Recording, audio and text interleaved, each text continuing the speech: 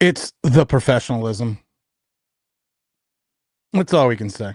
It's the professionalism on this last Sunday stream until July. We're gonna do it. We'll still have live streams, but this one's not going to be till July. The Sunday streams. Why is the camera over there? You know what? We're gonna have a special guest on today because the Believe Network said that they believe I should have a special guest on. What the hell do they know? They only manage a multi-million-dollar sports network. There we go. Well, that's better. That's better. We're going to talk about Joe Schoen and this rebuild. We're going to talk about good morning, Big James. Hopefully James will be on a little bit as well. We're going to talk about the rebuild within the rebuild within the rebuild, and we're going to talk about Dave Gettleman. And is this any better? Is it any better than Dave Gettleman's first draft? I don't know. Because you have to remember this. Dave Gettleman's first draft, everyone thought was a home run. You saw that first draft, and now we're losing the camera again. See, it's the professionalism. Ooh, maybe that's a better view. Yeah, I'm seeing the soundproof wall. Hold on, here we go. We need some coffee. We got Big James blowing up the chat. We got Matthew. We got Big Blue Forever saying, good morning, everyone. Hope everyone's doing well. But everyone remembers that first Gettleman draft. Because I remember it. Everyone thought, oh, what a draft this was. And when you took a look at it, you were kind of like, okay, this isn't bad. You got yourself your Saquon Barkley. You got yourself some other, what we thought were going to be venerable players. I mean, think about it for a second. After coming out of that season, you thought Saquon Barkley, Will Hernandez, Lorenzo Carter, B.J. Hill were all going to be linchpins. Good morning, Trenton. We're all going to be linchpins to this team. We all thought that. And then you figured the next draft was even better because you had Daniel Jones, Dexter Lawrence, DeAndre Baker before he ended up in UFL, O'Shane Ximines, Julian Love, Ryan Conley, Darius Slayton, Corey Ballentine, Chris Slayton. And all these guys, except for DeAndre Baker, are still in the league. J Sports Card. What's that going on with the sports cards? Make sure you hit the like with the big J. We all thought these guys were going to be this unit. We thought we had two drafts in a row where we smoked it. We got ourselves our starting quarterback, draft 2. We got ourselves our gold jacket running back in draft 1. You got yourself a guard. You got yourself a linebacker. You got yourself a defensive tackle, a wide receiver, a linebacker, and Ryan Conley. Ryan Conley was probably one of the biggest teases. That's what she said. In the history of the world. And I kept telling people with Ryan Conley, everyone got so excited about Ryan Conley. Oh, Ryan Conley. Well, Ryan Conley ran the exact same system at Wisconsin that James Betcher did. Betcher, whatever his name is. Guy's not going to coach you. He ran the same system. You run the same system, you're probably going to excel in it. So you saw these two drafts and you thought to yourself, okay, we're rocking, we're rolling, we're moving, we're grooving, we're shaking. Then you get Andrew Thomas, Xavier McKinney, Matt from Connecticut, Darnay Holmes, Shane Lemieux, Cam Brown, Carter Coughlin, TJ Brunson, Tate Crowder. So you looked at the first 3 years of the Gettleman drafts and you were like, well, this isn't bad. Now you have to remember, and this is what I have to remember with people, you got to think about this for a moment. With his first drafts, Saquon Barkley, Will Hernandez, Lorenzo Carter, B.J. Hill, Chris Slayton, Corey Ballentine, Darius Slayton, Julian Love, Ryan Conley, O'Shane Ximines, Dexter Lawrence, Daniel Jones, Tate Crowder, Carter Coughlin, Cam Brown, Shane Lemieux, Darnay Holmes, Matt from Connecticut, Xavier McKinney, and Andrew Thomas are still in the league. Not with the Giants, but the majority of these guys are still in the league. So what's the problem? Because then you look at the first draft, and then you got to get into the blow-up draft. It's the blow-up dolls of drafts. You got Kadarius Toney, which to me was the biggest mistake ever. We said that a million times before. You got Azeez Ojulari, who's no longer here. Aaron Robinson, there was never a tackle he didn't want to miss. He didn't want to make, but too bad there wasn't a reception that he didn't want to stop. You had Smith and you had Gary Brightwell. Gary Brightwell, though, has this horrific story.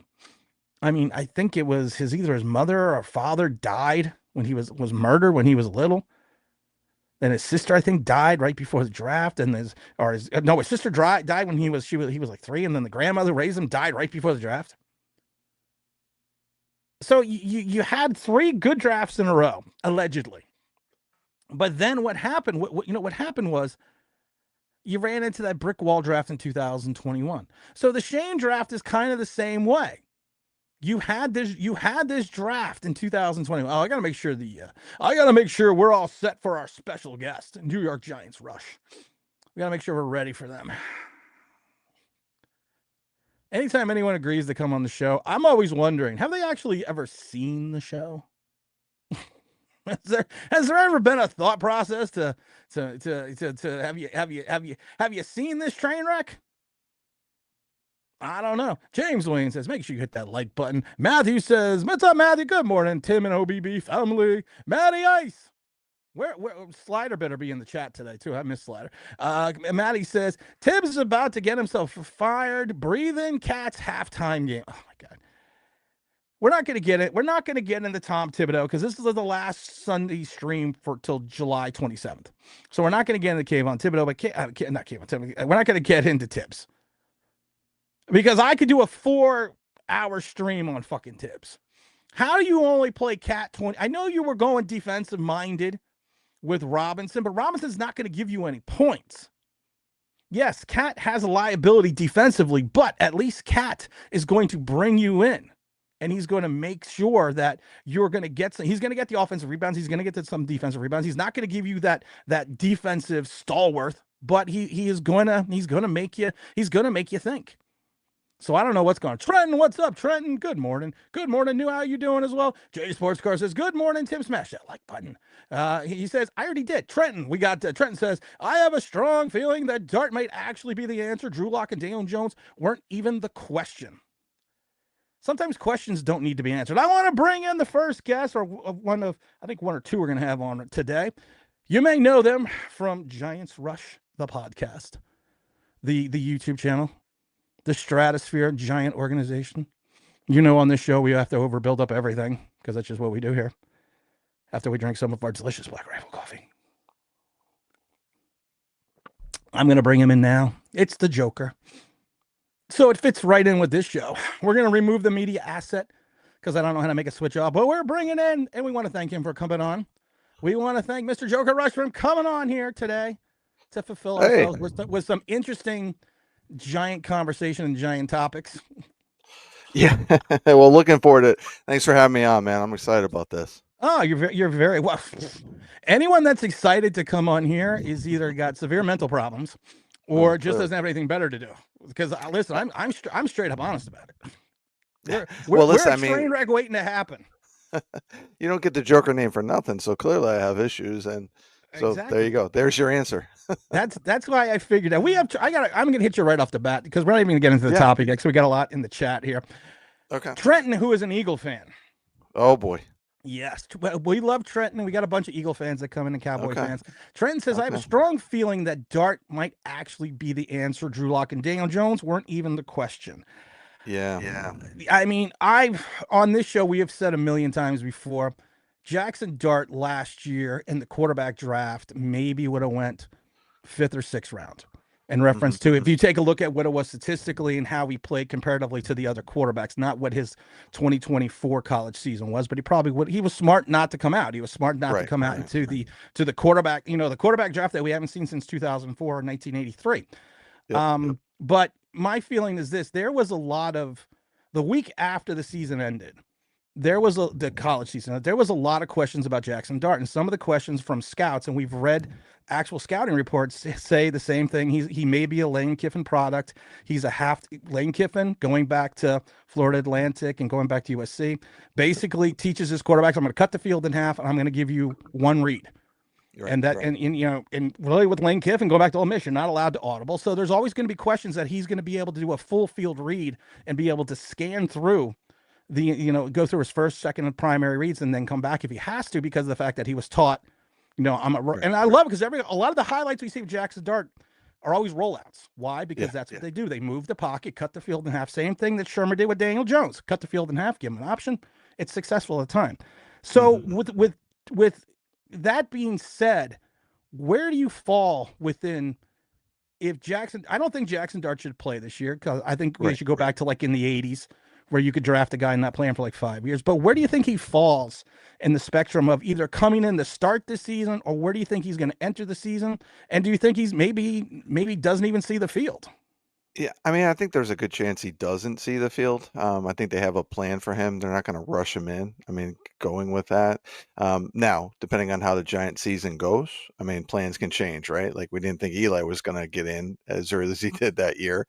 Not comparing him. Let me be clear out there. It's not a comparison, but saying that, I think with the way he learns, if the Giants are bad, then he'll get in sooner than expected. But if the Giants are winning, I think he's going to sit the entire year. And I don't have a problem with that. I think that's really good for him because he does have to work on his footwork. There's other things he has to work on. But one thing I wanted to address there as well, I know we talked about like one read with Lane Kiffin, but the thing with Kiffin is he also schemes to get guys open. So it's easy to look at a one read, but he can scan the field. He can go through his progressions. And what people don't realize, in my opinion, is that how similar Kiffin is to Daboll in the sense that Daboll schemes to get guys open. So if Dart can hit that open guy, if he can find the open guy, if he can go through his pre-read snaps or pre-snap reads, then that's going to put him in a good position. Because we know for the last, 6 years or whatever, that is not something our quarterback could do. He couldn't find open guys. He couldn't do pre-snap reads. Couldn't do any of that. So I think the strengths of what coming from Kiffin, some people see as weakness. I think it's a good fit with Daboll's offense because we saw last year how many times in games guys were open, like every single play. Guys are open, right? We had the flea flicker, two guys are open, and we couldn't hit either one of them, right? So I think there is a more of a synergy than people realize with Dart coming into Daboll's system. Now, my question answering that right off the fact with Lane Kiffin, and you always have schools that people are like, do not draft out of that school because that's not a quarterback school. Yeah. And I kind of look at Lane Kiffin the same way, and I always ask the same question outside of like when he was with Brian Dable coaching Jalen Hurts at one point in time. What Yep. quarterbacks has Lane Kiffin actually produced out of any of his stops that have shown any NFL promise? Yeah, so he really hasn't. I mean, when you think about it, right? However, what I will say is Dart also started off at USC, which we know that they've produced some quarterbacks over the years, right? So I think that is something looking there as well. But my other faith is that it comes with Daboll. Like Daboll knows quarterbacks. Like he's been around quarterbacks. He is partly responsible for developing Josh Allen, so I will give him credit for that. Of course. He's been around some great quarterbacks in his career. So my feeling is if Dart's his guy, and we saw how excited he is, we've seen the videos. This is the guy he wanted, right? Now, let's be real. I think Cam Ward was the first choice. However, it's not like they were disappointed in Dart. They traded up to get him. So my belief is if Daboll wants this guy, and that's what you want, like you want your coach who has his guy. And we've seen everything that shows that, all right, Dart is the guy they're excited about. He passed every test, and we know that Daboll's test and all that we push through quarterbacks through is one of the toughest that's out there. So if he passed with flying colors, that's pretty good. So I'm good with that, right? Again, I'm going to overlook where he came from, Lane Kiffin, and just understand that number one, he started off at USC and now he's under Brian Daboll. So I feel good about that. Everyone talks about Brian Dable, the quarterback guru. I always hear that conversation, and they always go back to Josh Allen and how he hand to hand helping Josh Allen maturate into the quarterback that he is now. But of course, Josh Allen did win an MVP 3 years after Dable left. And everyone talks about his track record in college, but I always go back to outside of Josh Allen. What confidence do you have in Brian Dable with his other stops in the NFL where he's either not have been retained or has been fired outside of Buffalo? What other Right. quarterbacks besides Josh Allen has he maturated in Yeah. in the NFL spectrum outside of the one guy who when he came out of Wyoming, everyone said the same. They questioned his accuracy. They questioned the fact that he came out of Wyoming, but then he turned into the multiple Pro Bowl or All Pro guy that he is. But what other quarterbacks has Dable really pushed forward outside of the Josh Allen perspective? Yeah. So here's what I say. Like, I don't call him a quarterback guru, but what I do call him is he's got a great offensive mind. He is an offensive genius, in my opinion. He can scheme to get guys open. Now, when you look at the quarterbacks he's had over the years, like people bring up, well, Miami, Cleveland. Well, look at the quarterbacks he had. Brady Quinn, really nothing, right? Uh, he had Matt Castle one year, I think. So the other guys he had. So when you look, like, what's the saying? You can't make chicken salad out of chicken, right? Like, so that's who he's dealing with. But he did help get our former quarterback into having a decent year in 2022. So I will give him credit for that. But yeah, I don't like the term guru, but I do think he gets too much hate for what he did in his earlier stops. The other thing with that is not only just the quarterbacks he had to work with, but he was young and coaches they mature over the years. So by the time he got to Buffalo, he did have a project to work with, and Josh Allen did have a lot of strengths. He had he had more strengths than any other quarterback that Dable had to work with, Josh Allen. So you could develop him, right? So I think there's that double-edged sort of he gets too much hate for, well, the only one that he developed was Josh Allen, but he also doesn't get enough love for the traits that Josh Allen had to be able to develop them, right? So that's my thing. Like again, just look at the track record of all the quarterbacks he had between Cleveland and Miami. If now you look Yeah. at what he did in Alabama too for that one year. I mean, he did help. Yeah, Tua did pretty well. Hurts, right, for those years. So Oh yeah. it's not bad. But again, I don't refer to him as a quarterback guru. I look at what his play calling is, and he schemes to get guys open. And you hear that around the league. You hear that from former players, analysts. They all say the same thing. He's scheming to get guys open, and he gets guys open. So Well, I think this year is going to have to be. Well, you're in year 4. We all talk about that first season. We all talk about 7-2. A lot of times we fail to mention 2-5-1, which is yep, directly what happened after the 7-2 start, and the fact that I mean, and that season technically, Mike Kafka was the offensive coordinator. But we all know, yeah.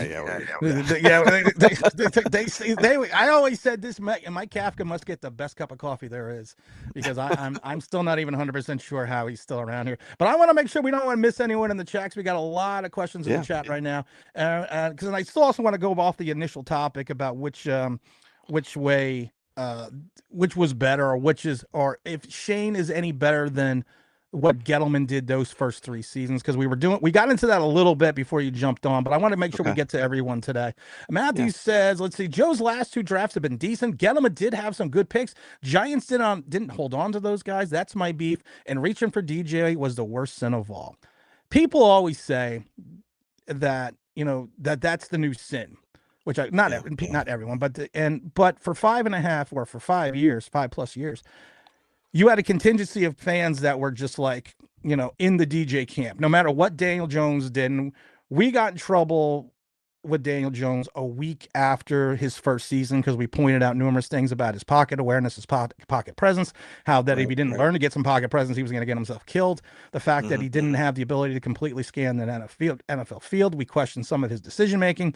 But for years, people were like, oh, no, Daniel Jones is the guy. We're going to give him the benefit of the doubt for 5+ years. And I haven't seen that since Phil Simms in 79, but at least Phil yeah, Simms in 79, he was leading the Giants in 81 until he got hurt to the playoffs, and that was the Bruner year.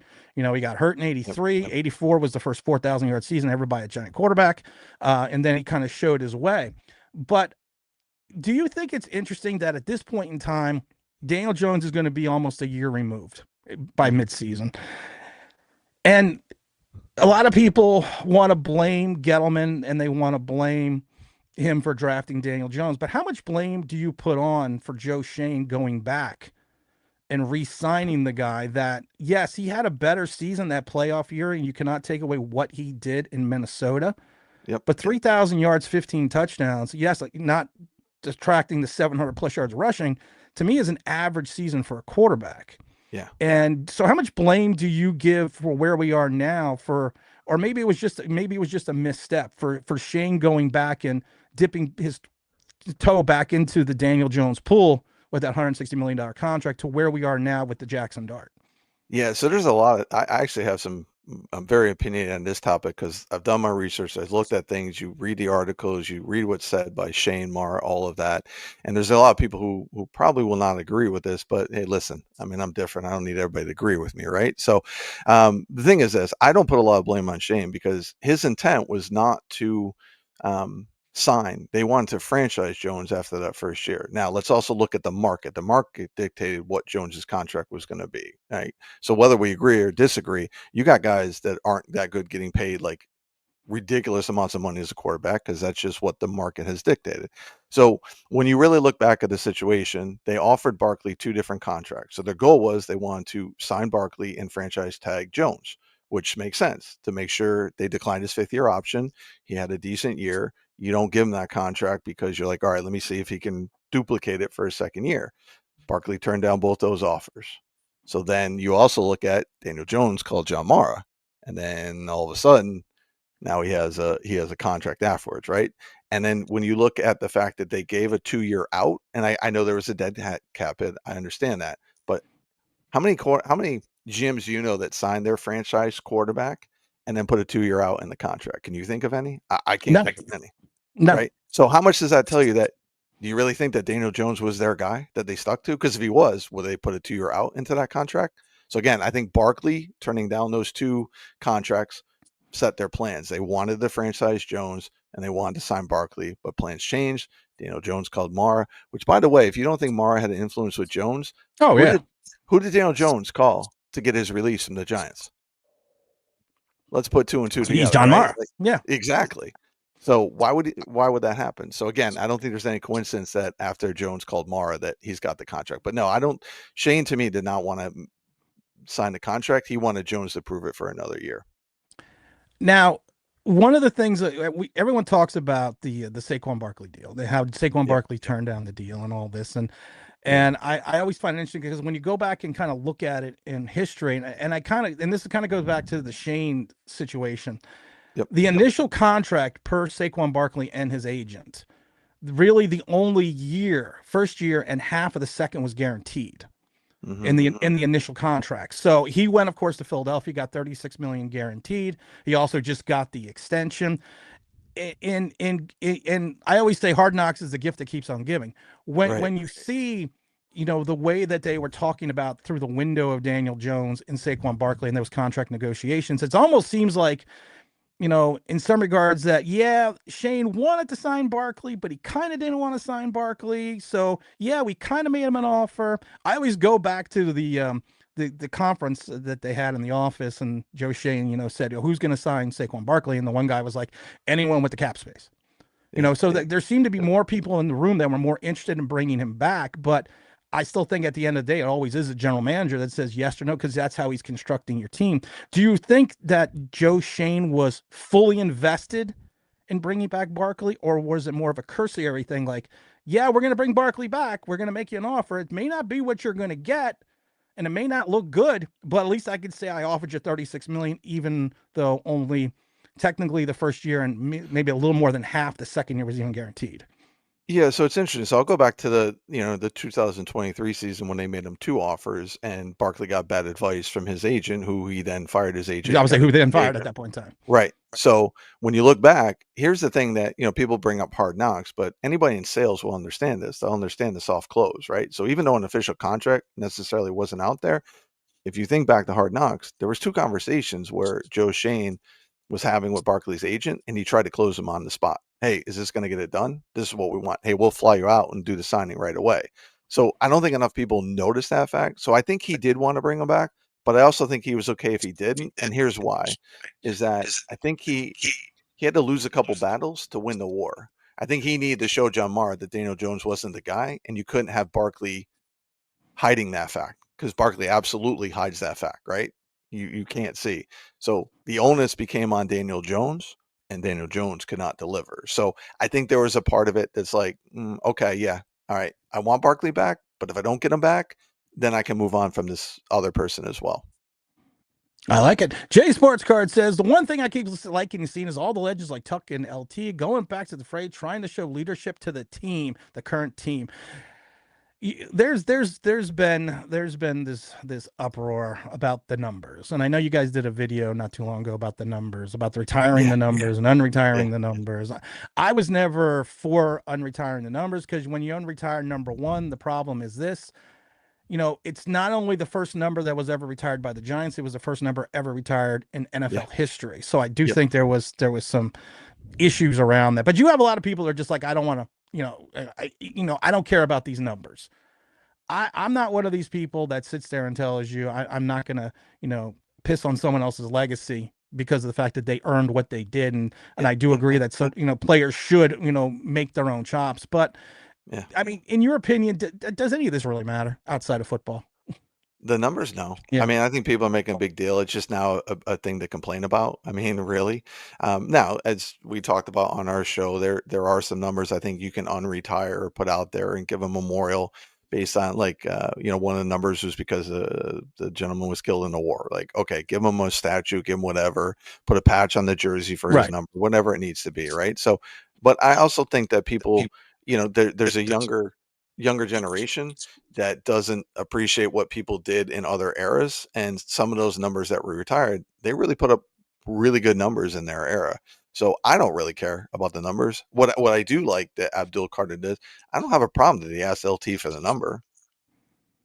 You gonna say no? Like he showed respect. He wanted to honor the number, right? So that's what I like. Like we know that Giants linebackers are a legacy in this organization. So if you're gonna honor the legacy and you want to live up to that and you want to try to do something with that, I got zero problem. But people are just like, oh, he can't wear his number, he can't do this, he can't wear that. Like, come on, it really does not matter. So I'm cool. Not to mention, like if he's wearing 11, that all the Micah Parsons comparisons are gonna come out. That's all you're Right. gonna hear about, right? So let him do a different number. But I do like the fact that he asked. Like, and I'm an LT guy. Like, you can't see my room, but I got a signed jersey for him. I got LT all over the place in here, and I had no problem with him asking LT to try to wear his number because LT should have said no. So that's Right. fine. Well, you figured it was going to go in that direction. I want to make sure everyone's Yeah. hitting the like button, the 60 plus people in there, and the other 40 something people that I have coming in strong over on that one other place that we can never say the name because you get knocked out of the analytics. I also want to thank the Believe Network for allowing us to continue to do this, and make sure you're going to catch the rebroadcast of this pod on the Believe Network. And you can find it, of course, anywhere the podcasts are available and on believesports.com, or just Believe directly as well. Let's see here. Jay Sports Card says Tuck would be a good coach if he had me ready to run through a wall with that speech. Do you take any? Do you think that a lot of these players, when they hear these veterans speak, these, and especially college kids that may Yep. not be Giant fans, do you really think that they're invested now in this, in this media, socially, in this age of social media, that Justin Tuck is there, or Lawrence Taylor is there? Because a lot of these guys aren't what we would say their guys, and a Yeah. lot of these guys that are coming in aren't, maybe not have been Giant fans. So, and I think it's more of a hype for a lot of the fans that see that. But do you think any of the modern day players see Justin Tuck, or maybe Lawrence Taylor, because he is a Hall of Famer, giving that speech and kind of being like, well, yeah, it's a great. I mean, I remember tons of speeches in college, and I was like, yeah, that's a great rousing speech, but I still got to go out in Yep. the field and play. Right. Right. So, to your point, I think there's a lot of players who don't know who some of these legends are. Now, Tuck is a little more recent, so they might know who he is, right? But I do think it's good because learning about the history, and I do think some of these players are going to learn and understand the legacy of the Giants and the defensive players. So I like that they're coming in. What I also like about it is there were years where they weren't brought in. So I think restoring the Giants' pride, which has been lacking, I like that fact. So will everybody heed the message or have a effect from it? No, but I think if it hits the right guys, then it does what it does. What it does. But yeah, I mean the fans love it too. But I think there are some players that can get it, and understand it and realize there's a history between the Giants defense, and that's really what we are, right? Like it's about the Giants defense. It's not like you look back and be like, hey, the Giants are known for their offense over the years. Even with Eli, it was okay, but it's Giants defense. So I like that legacy. Well, when you have to go back to Charlie Conley or Yeah, even Y.A. Tittle, yeah, because people are always like, well, the Giants have never had, a league MVP. Well, technically, they had two offensive league MVPs, and technically Conley won two MVPs, but because the other one was the sports writers and the other one was the magazine, and yep. Y.A. Tittle won an MVP. So we kind of forget about, that's what I kind of wonder though, because that's even going back even further. But I always get questions about that. Trent says the Mets won last night. Let's go Mets go. Off Broadway said Big Tim. Good morning. Everything's going well. Matthew also. Let's see here. Let's see. James Williams said welcome to the bodega of the Giants fandom. We got a lot of people. Big Nichols. Hey, Big Nichols. I haven't seen you a long time. Good to be back, Tim. Third shift. What can I say? Gettleman guys look better so far. Do you think Gettleman Mm, guys look? I mean, we kind of went through the first three drafts. Yeah. And probably 70% of Gettleman's first three drafts, most of those guys, not with the Giants, but are still in the league in some type of capacity. Yeah. And everyone says that, or not everyone, but a good portion of people say that Joe Shane's job was saved last year, 100%. vis-a-vis that draft. Yeah. And I take a look at the Gettleman drafts, and you see the likes of Andrew Thomas, Xavier McKinney, Saquon Barkley, Daniel Jones, even Julian Love. You go through this. Even we had high hopes for that first year with Will Hernandez and Yep. Lorenzo Carter and B.J. Hill. But it's always the second year on a draft. It's never. I always say you can't judge a draft at least at the end of the year three, because then you really know. Yeah. Because when the league adjusts, if you don't readjust that second season, you're that's why they have it referred to as the sophomore slump. Yep. But if you compare that first Jones draft, that first Shane draft compared to that first Gettleman draft, Okay. I mean, in some regards, the first Gettleman draft, in reference to the talent that they have now, some people are saying is actually better than Shane's very first draft with the Giants, where he had this myriad of picks, but a large portion of these picks are either have not panned out or are just not on the team in general. Yeah, I mean, I would agree. I mean, people focus on the ones he did, and the ones he did hit on. And listen, I like Gettleman. He was a great evaluator. He was in the scouting department. That's why he was, could hit on some talent, right? So you got Andrew Thomas, you got Dexter Lawrence, you got McKinney, Barkley, right? Those are the four guys that I think really stand out. But when you look at some other ones that they left the Giants, how many of those Giants players left the Giants that are doing well somewhere else from Gettleman's draft, right? Like even Julian Love didn't really do much here. He did well in Seattle, but Well, he still was Julian Love making, did have 100+ tackles that last season in New York. He actually yeah, was becoming, he was actually molding into a safety. And one of the things I disliked about Julian Love, the getting rid of him, was that yeah, the fact that if we go back and look at it, Julian Love, another player, misread the market.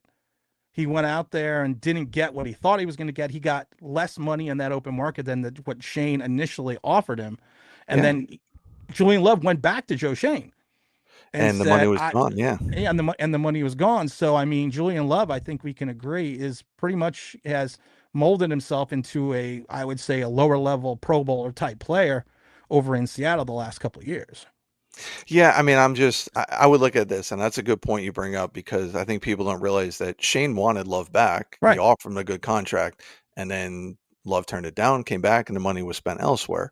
So I'm not as big of a fan as Love as other people because I still think he makes some big time mistakes when in deep coverage. However, okay, we'll say 4.5 guys, then we'll give Love a half credit. How about We're that? gonna have That credit one, on the left. All we'll give right, him a half I credit on that one. appreciate that. I Yeah, we'll appreciate give him a half credit on that one. I can be accommodating. fucking But half credit on my own channel.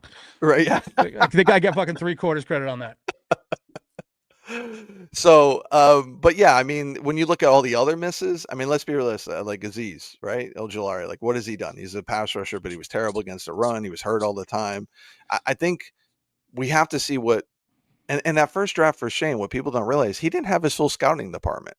So that impacts what's going on. So now these last two drafts, he had more time with his scouting department, and all his guys in there, and you see what he's done these last two drafts. Now we got to see how they develop. We got to see what they do, but give these guys time. Like you don't expect things to happen right away, right? Andrew Thomas didn't happen right away. It was what, year 3 by the time he became an All Pro or whatever he was, right?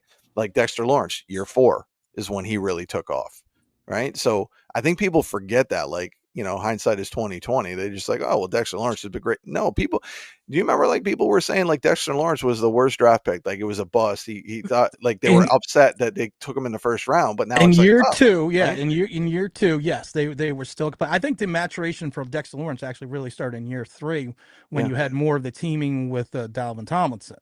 yeah, And yes, he's not the Dexter Lawrence then that he was now, but I think after during that season in year 3, you could see the upswing, the crescendo. And I also want to thank Big Don for giving out the 5 online Big Blue Straight Talk memberships. Everyone give Big Don a thanks.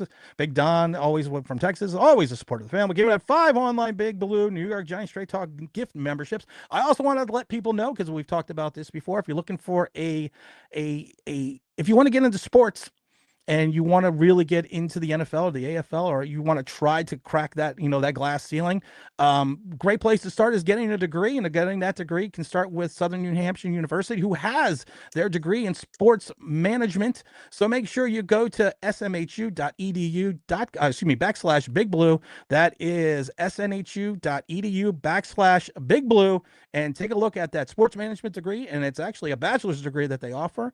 Again, that's it's again at Southern New Hampshire University, and that's that's good for them. Sorry. Sometimes, Yeah. sometimes you got, sometimes you have to do these things. Yeah, of James course. Williams says Colt Rush, the tag team. Also, I want to make sure I'm getting to everyone here. Off Broadway says, if there was a house, hit that like button and the doorbell is gone. Gettleman, James Stein, Gettleman had some good drafts where Shane has not. You talk about Shane's second draft. Yeah. I was never a fan of John Michael Schmitz. I thought Joe Tippmann was a better prospect. Of course, he went just before the Jets. And let's see, John, who I've met a couple times, is a nice kid.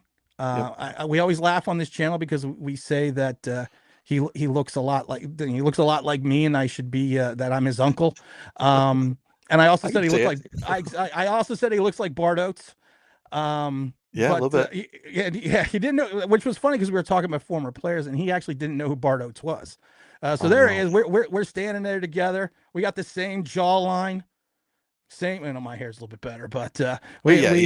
You got a gray head of hair. Let I me got a tell you. great. I can listen. I can't even take my hat off. I wish I could right now. To just literally just go like this. But you take a look at that second draft going in third year. JMS first season. He led the league in holding penalties by starting center. Last year, he gave up the most amount of sacks by a starting center. Jalen Yeah. Hyatt has never progressed. Eric the Gray Ghost. I mean, I always joke Yeah. when I'm bigger than Eric Gray.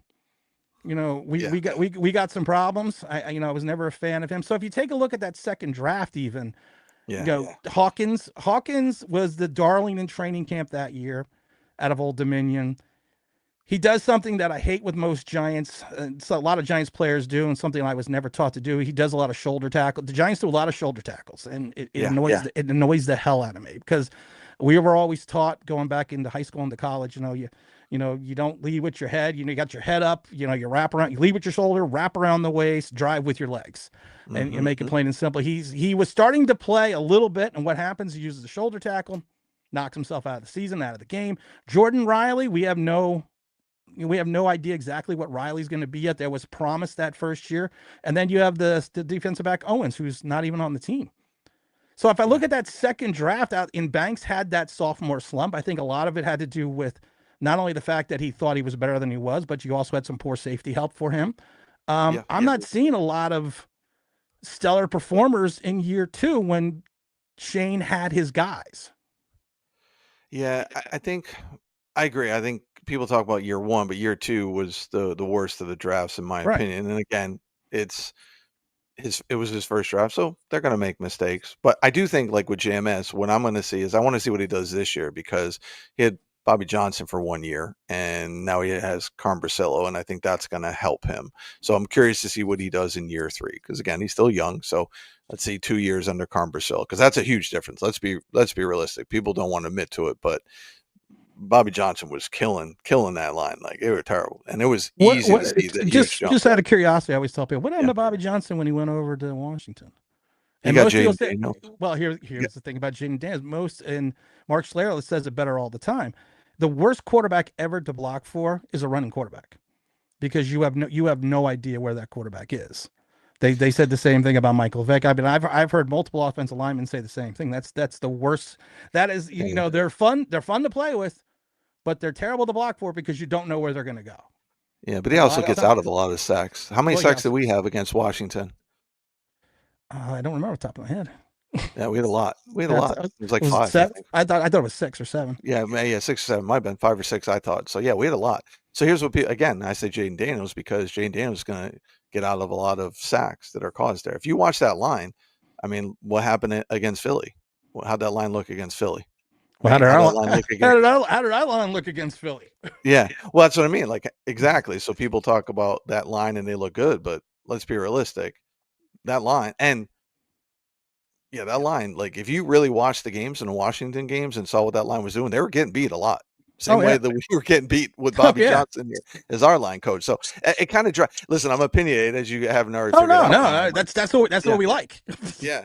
So I hate that. Well, and I'm not saying you, but there's a lot of fans that were like, "Oh, Bobby Johnson, what's he doing in Washington?" Well, again, you got a scrambling quarterback who can get out of sacks, right? But we had 6 sacks against 6 or 7, whatever it was, right? So I think that and look at what Carm did with the line here, right? It was drastically better from what we had in with the same line, basically, right? Minus 2 guys, I think. So, and then when the injuries happened, you still had guys that were in there that were here before, and those guys played better. Like we were on pace. I mean, I think we had 2 less sacks given up than the Eagles' vaunted O line.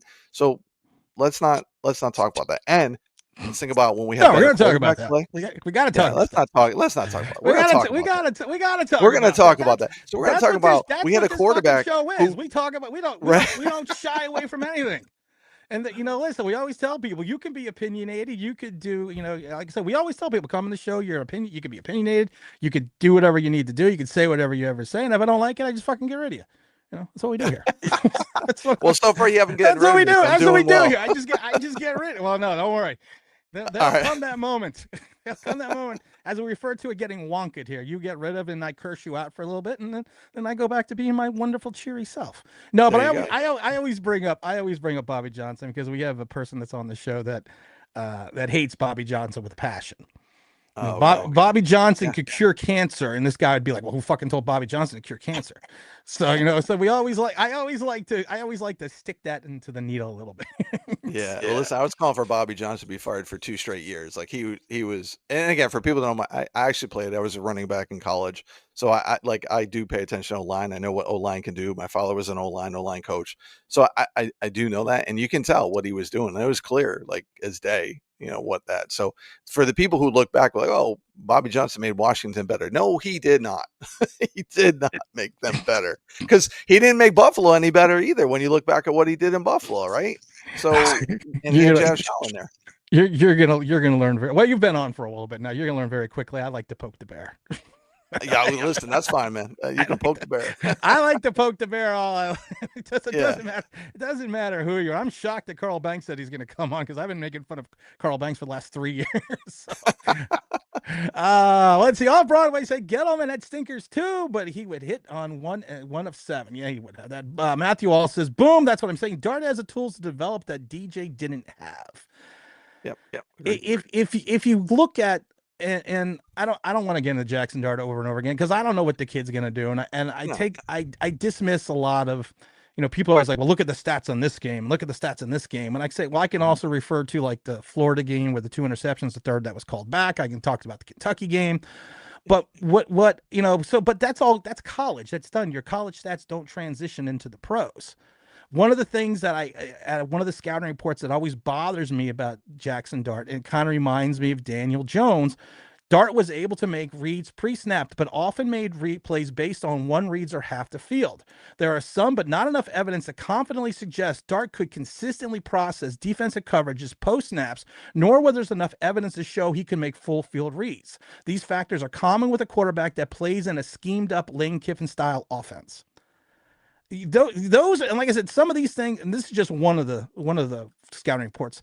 Some of these things that I read, like I said, and this was a week after the championship, the NCAA championship game, and I just find it interesting that we had this. And I'm not saying he's Mike Mamula, that he went to the combine and became that combine warrior, but a lot of people have said that when you start talking about a quarterback more when the season is over than what he did during the season, that more likely Skip Bayless said it, more likely you run into a bust. And he actually went through a lineage of busts such as that.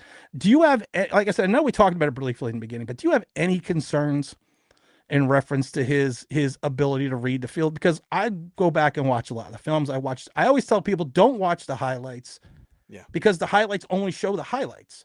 And sometimes there is good and bad plays, and sometimes there's bad and good plays. But when I watched Jackson Dart in college, though, you start looking at it and start looking for more things that you saw scouts were seeing during the season. I just don't understand the almost meteoric rise. I understand Shador Sanders shot himself in the foot. He did everything not to, he did everything you possibly do not to get drafted. Yep. But I just look at Jackson Dart sometimes, and I don't get the Daniel Jones feel, but I just kind of get this. I don't know. I'm just give me something that's going to make certain Giant fans such as myself feel warm Yeah. and fuzzy about the Dart. Yeah, well, I mean, here's what I'll say. And listen, I was a Shadur guy. If everybody was on my Twitter, they know I was touting for Shadur to get Oh, drafted so by was I. Giants. That's what I wanted, right? So, but looking back, I didn't hate Dart. Like, it was just things about Dart that I didn't necessarily like. Like, I don't like the gunslinger mentality. And when you look at what Dart did, it wasn't that he wasn't able to read the field. He just tried to force some throws. He tried to make some plays that he shouldn't have made in situations where it didn't need it to happen. So, I think where the confidence comes in is that getting under Dable can get that out of him a little bit because you don't want to take it out, right? You like that confidence. But what you see with Darts is he's a leader, he's a grit. And the thing that I point to that really won me over for Dart was the Georgia game this season because he played that game injured, beat Georgia being injured, and he made some plays in that game. Now you can point to the Florida game, I get it. And again, that's just decision making, but it's not about, in my opinion, watching it. It's not about him not being able to read the field. It's him doing that Brett Favre play. Like you think Brett Favre in the playoffs, right? With Minnesota, where he forced the pass he shouldn't have passed. That's what Dart does, right? At times. And at times he's got bad footwork. So those are coachable things in my opinion. So he has the tools you can work with, but don't look at the numbers, don't look at the stats of the games. Because listen, if you're playing an SEC defense and you're throwing for 250 yards and whatever touchdowns, that's a good defense. That's a good day. Right. So in my opinion. But people are like, oh, he didn't throw for 400 yards. He only threw for 600 yards against Furman. Okay, you throw against 300 yards against Georgia. That's pretty damn He good. also had 5 touchdowns against Furman, the mighty Furman, the Yeah. number one liberal arts college in the South. For those that know, I am still waiting for my NIL deal. At 50 plus years old, I'm coming out of retirement to play for Furman. Everyone knows it, but they still have not offered it. Ever since they changed the JUCO rules, and I got 2 years of eligibility back. I'm going, Okay. guys. We just haven't gotten the $1.95 yet on that NIL deal. But I'm sorry. Go ahead. No, you're fine. Listen, no, my eligibility's gone. I have no eligibility left, so I can't play anymore. So none of that. But no, I think again, I think people make a big deal of they say, oh, well, look at his numbers against this team, and then look at his numbers against this team. Well, he should put up 600 yards against Furman and 5 TDs, right? That should happen. If he doesn't, then you're concerned. But again, do you expect him to put up 500 yards against a Georgia defense? No. But if you put up 300 yards and however many touchdowns he has, that's a good day. He did well against SEC defenses. He's just got to work the gunslinger out a little bit. He's got to make a little better decisions. So again, I don't see anything. Again, my opinion, watching the tapes, I don't see anything. And I watched the games live at the time too. I don't see anything that says he can't read the field. I just see things where he just sometimes makes poor decisions because he's a gunslinger mentality. But I love his energy. I love his confidence. I love the swagger. I won't say aura because I don't like that word, but swagger, absolutely. What happened in the Kentucky game?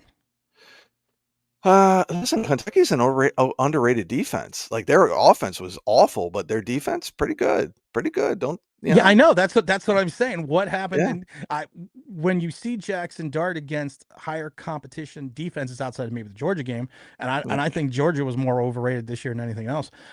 You see his one of the other stats that people point to with Jackson Dart, and a lot of the scouts have also brought this up, that his completion percentage per quarters dropped, and it dropped to almost 59.9% in the fourth quarter last year.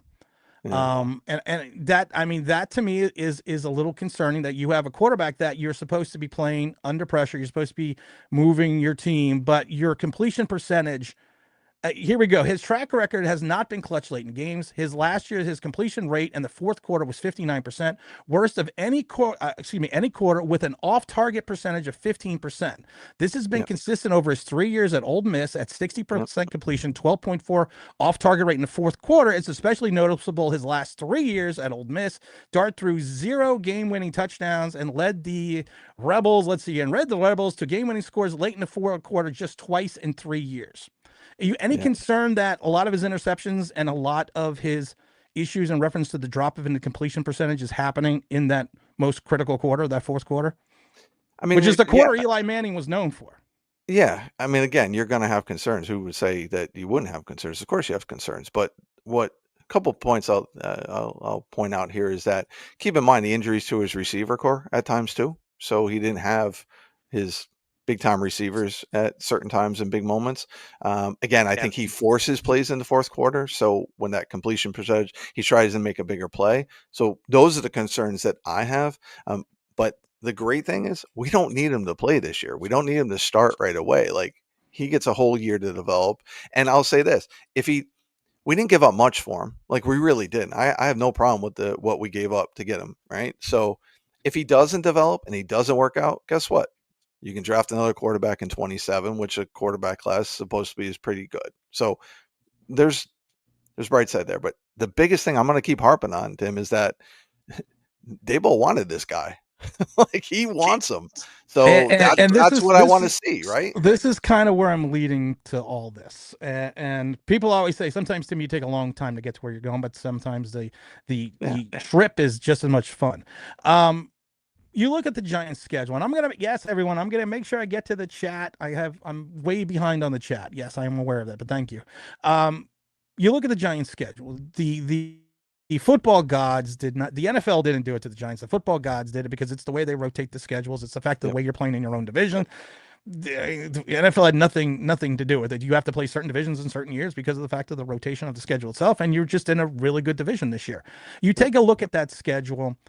There is a potential, and I'm not saying that it's going to happen, but there is a potential you could start out 0-8. Okay. Yeah. And let's just say, and I give Carl Banks and Bob Papa credit because when they did that Believe stream the other day, even Carl Banks said, we're all hoping for the best, but we could be 1-7 for Yep. before we know it. Yep. If you go 0-8 with this team and you're not playing Jackson Dart, what's the odds that Brian Dable gets fired before Thanksgiving, and then you have a quarterback that you drafted for your guy, but he's not there anymore? Or let's just say the Giants, implode completely and our 3-win team. Is Brian Dable really going to be back in year 5? I think Shane would be, Right. because that's just what the Giants do. First, you fire Yeah. a position coach, then you fire a coordinator, then you fire the head coach, and then we fire the general manager. That's just the way our history has gone since Jerry Reese. But what I mean, if he gets canned either in season or at the end of the season, do you have another? Are we in another Daniel Jones situation where you have to search for a head coach that says, yes, I can make Jackson Dart an NFL quarterback, or yes, I can work with Daniel Jones? You know, I don't think so. And here's why. I think that when you look at, I think there's more people around the league that are higher on Jackson Dart than fans or media. And that's the problem with media these days, right? They give their opinions and everybody kind of buys into it. So I don't think so. And again, even if it was, you got an opportunity to draft another quarterback in 27 and you didn't give up much for him. If he doesn't develop, doesn't develop. And you see what that new coach can do. Now, I mean, I would be shocked. I mean, yeah, we could go 1-7 or an 8, but I would be shocked. I mean, with the additions we added and quarterback play alone, Tim, is like when you look at last season, and I don't think too many people want to admit this, but what 8 1-score games, and we had ass quarterback play. Like, let's be realistic. We didn't lose a lot of games because of other things. We lost a lot of games because we had quarterbacks that were bad, really bad. So I would be surprised if we went 1-7 or 8. Not saying it can't happen, but I would just be shocked because we have upgraded. We are a better team on paper, on the roster, defensively, and we've upgraded the quarterback room big time, in my opinion. And I'm going to bring this up because I saw this in the comments, if I can, about Russell Wilson. No, go ahead. We're So gonna get there. what people don't realize is he got hamstrung last year by Arthur Smith. Arthur Smith said, "You can't audible anymore." Who does that to a veteran like Russell Wilson when he was having a good season up to that point? They're like, "No, we want to run more." Do you think Brian Dable is going to not let Russell Wilson audible to throw a deep ball? You think that's going to happen? And how much impact do you think that has? But I You know what think I'm saying? you're comparing Brian Dable to Mike Tomlin. So I think Mike Tomlin has more cachet in this league to tell any veteran quarterback, listen, Yeah. I've never missed the playoffs. I got a Super Bowl ring. I always talk about the fact that I remember Mike Tomlin when I worked over in Tampa when he was a Yep. defensive back coach. Not that we ever thought he was going to be, the coach that he is now, but he is, outside of Pittsburgh where everyone wants to fire him every year. He's a Yep. legend of a coach. So yeah, Yeah. I do think he has the cachet to tell his starting quarterback, no, you can't audible because we want to run, because we think we have the or is it the fact that they're thinking to themselves, we have a better opportunity running the ball than we do having you throw the ball? I think it was more they just wanted to run the ball because they were winning. They were doing things with Russell Wilson throwing the ball. That wasn't an issue. So when you look at it again, and yeah, he has more cachet. But here's the other thing with Mike Tomlin, and this is nothing against. Yes, he has a Super Bowl, but he gets credit for being basically mediocre for a number of years. Hit above 500 record, and that's what he gets. Like, when's the last time he's been to the Super Bowl? Yeah, he wins, he does this. But when you really look at it, and again, Yeah. Mike Tomlin was a very good coach, is a very good coach. But I'm saying he gets credit because he has a just above 500 record. Again, not saying he's not better than Dable or anything like that. But I do think that Brian Dable wants more aggressiveness. He's not worried about running the ball, and that plays into Russell's strengths. Where if you get hamstrung as a quarterback, people are like, oh, Russ wasn't good in the late season. Well, he wasn't able to throw the ball. His numbers dropped. Well, because they wanted to run the ball more. Like it's cause and effect, Tim. Like that's what people are understanding. Would you accept this as a Giant fan going back to 2014? 11-5, Okay. 10-6, 11-5, 13-3, 9-6-1, 8-8, 12-4, 9-7, 9-8, 10-7, 10-7. Would you accept that as a Giant fan? I mean, here's what I would say to that. So yes and no. With how bad we've been for the last 10 years and not having winning seasons, it's easy to say, yeah, give me those records, but I want to win. Like we're about winning, right? Winning Oh, of Super course. Bowls, winning in the playoffs. So no, I wouldn't accept those if it meant we had a first round exit every one of those years. No, I wouldn't. I would As rather as have a couple. as a Giant fan, you wouldn't want to have a winning record because, like I said, I've been a season ticket holder. I've been family's been a season ticket holder since '76, and Yeah. we have gone through these last 10 years, and they have been beyond god awful. And Yep. as a season ticket holder, having one winning season or two winning seasons out of 14, I would take the Tomlin success. And people forget Tomlin's only 52. Yeah. Tomlin's been in this league forever. There is a chance that he's going to have almost like a Belichick second half. After Belichick and the Cleveland issue, he may have a second half somewhere else outside of Pittsburgh and even compound on his record. But the guy has won 180 something games. Oh yeah, no doubt about it. And again, I go back. I mean, I can remember the Sims' first year. I remember LT getting drafted, Scott Bruner. That year. Like I've been through some lean years as well. But we got 4 Super Bowl wins and 5 Super Bowl appearances. So it's to me again. I'm a little different than most people. I don't want to just have winning seasons and lose in the playoffs and you don't win a Super Bowl or don't have a shot to win a Super Bowl. Again, for 10 years, I get why fans like, well, I'd rather have the winning record because we sucked the last 10 years. Makes total sense. But I want to have the opportunity to advance in the playoffs, get the conference championships, get the Super Bowl. I just don't want to be, 9-8, 10-8, however many games we play now. Was it 18, 17? So whatever that record is, We're getting to USFL territory with right? Like it's just crazy. But again, you have to go through the lean years. We've been it. We're probably roughly around the same age. Maybe you might be a little bit older, who knows? But well, we've seen. my first season was '76, and I've told the story a million times Okay, before. yeah, you got me Was by a couple that years. was the year they opened. I was there when they opened the Meadowlands. Everyone's heard the story before. I got a Craig Morton jersey my grandmother gave me for Christmas in 1976, and I cried. And I literally still have the Craig Morton jersey, never worn, in a drawer in my mother's house because of the Yeah, fact that I hated Craig Morton so much, and I hated the yeah. Giants losing so much just at that period of time that it just that's It what I'm was saying. bad. Giant fans, a lot of fans don't remember the Andy Robistella era, Yeah, and the yep, mistakes that were made, and trading away that second overall pick, which turned out to be Randy White for Craig Morton. And we had a lineage of wreckage, especially in the '70s, going up into the early '80s, outside of when Ray Perkins came in. That there's this you go through the dark days and the bad times, but I've told people over and over again, this is worse than the '70s where we're at right now. Well, maybe not this year, but leading up right, to right, this right. year, this is worse than the '70s. There is, because in '81 when they made the playoffs and with Ray Perkins and Sims was leading them until he got hurt, Yep, yep, they also had an opportunity to play well in '82, but you had to strike, which yep, kind of screwed everything up. And then '83 with after Perkins went to Alabama, yep, and Parcells came in and almost got himself fired for listening to too many people. But people yep. forget after that '83 season, the 3-12-1, we were on the upswing for a little. We had some doldrums in between, but we were on the upswing. going into parts of the late 90s and the 2000s. So teams Yeah, go through this. absolutely. You don't want to be the Cleveland Browns in this regards or something like that, but No, but people go through, teams go through this. absolutely. And again, I want to clear. I'm not saying that Brian Dable is a better coach than Mike Tomlin. Let me be clear about that. I'm not saying Mike Tomlin is not a great coach. I'm talking about records and where things are at this point. And again, it's easy to see why Giants fans would take a winning record because we haven't won for 10 years. But we had to live through Danny Cannell, Jesse Palmer, Kent Well, Graham, Danny Cannell did right? make the playoffs.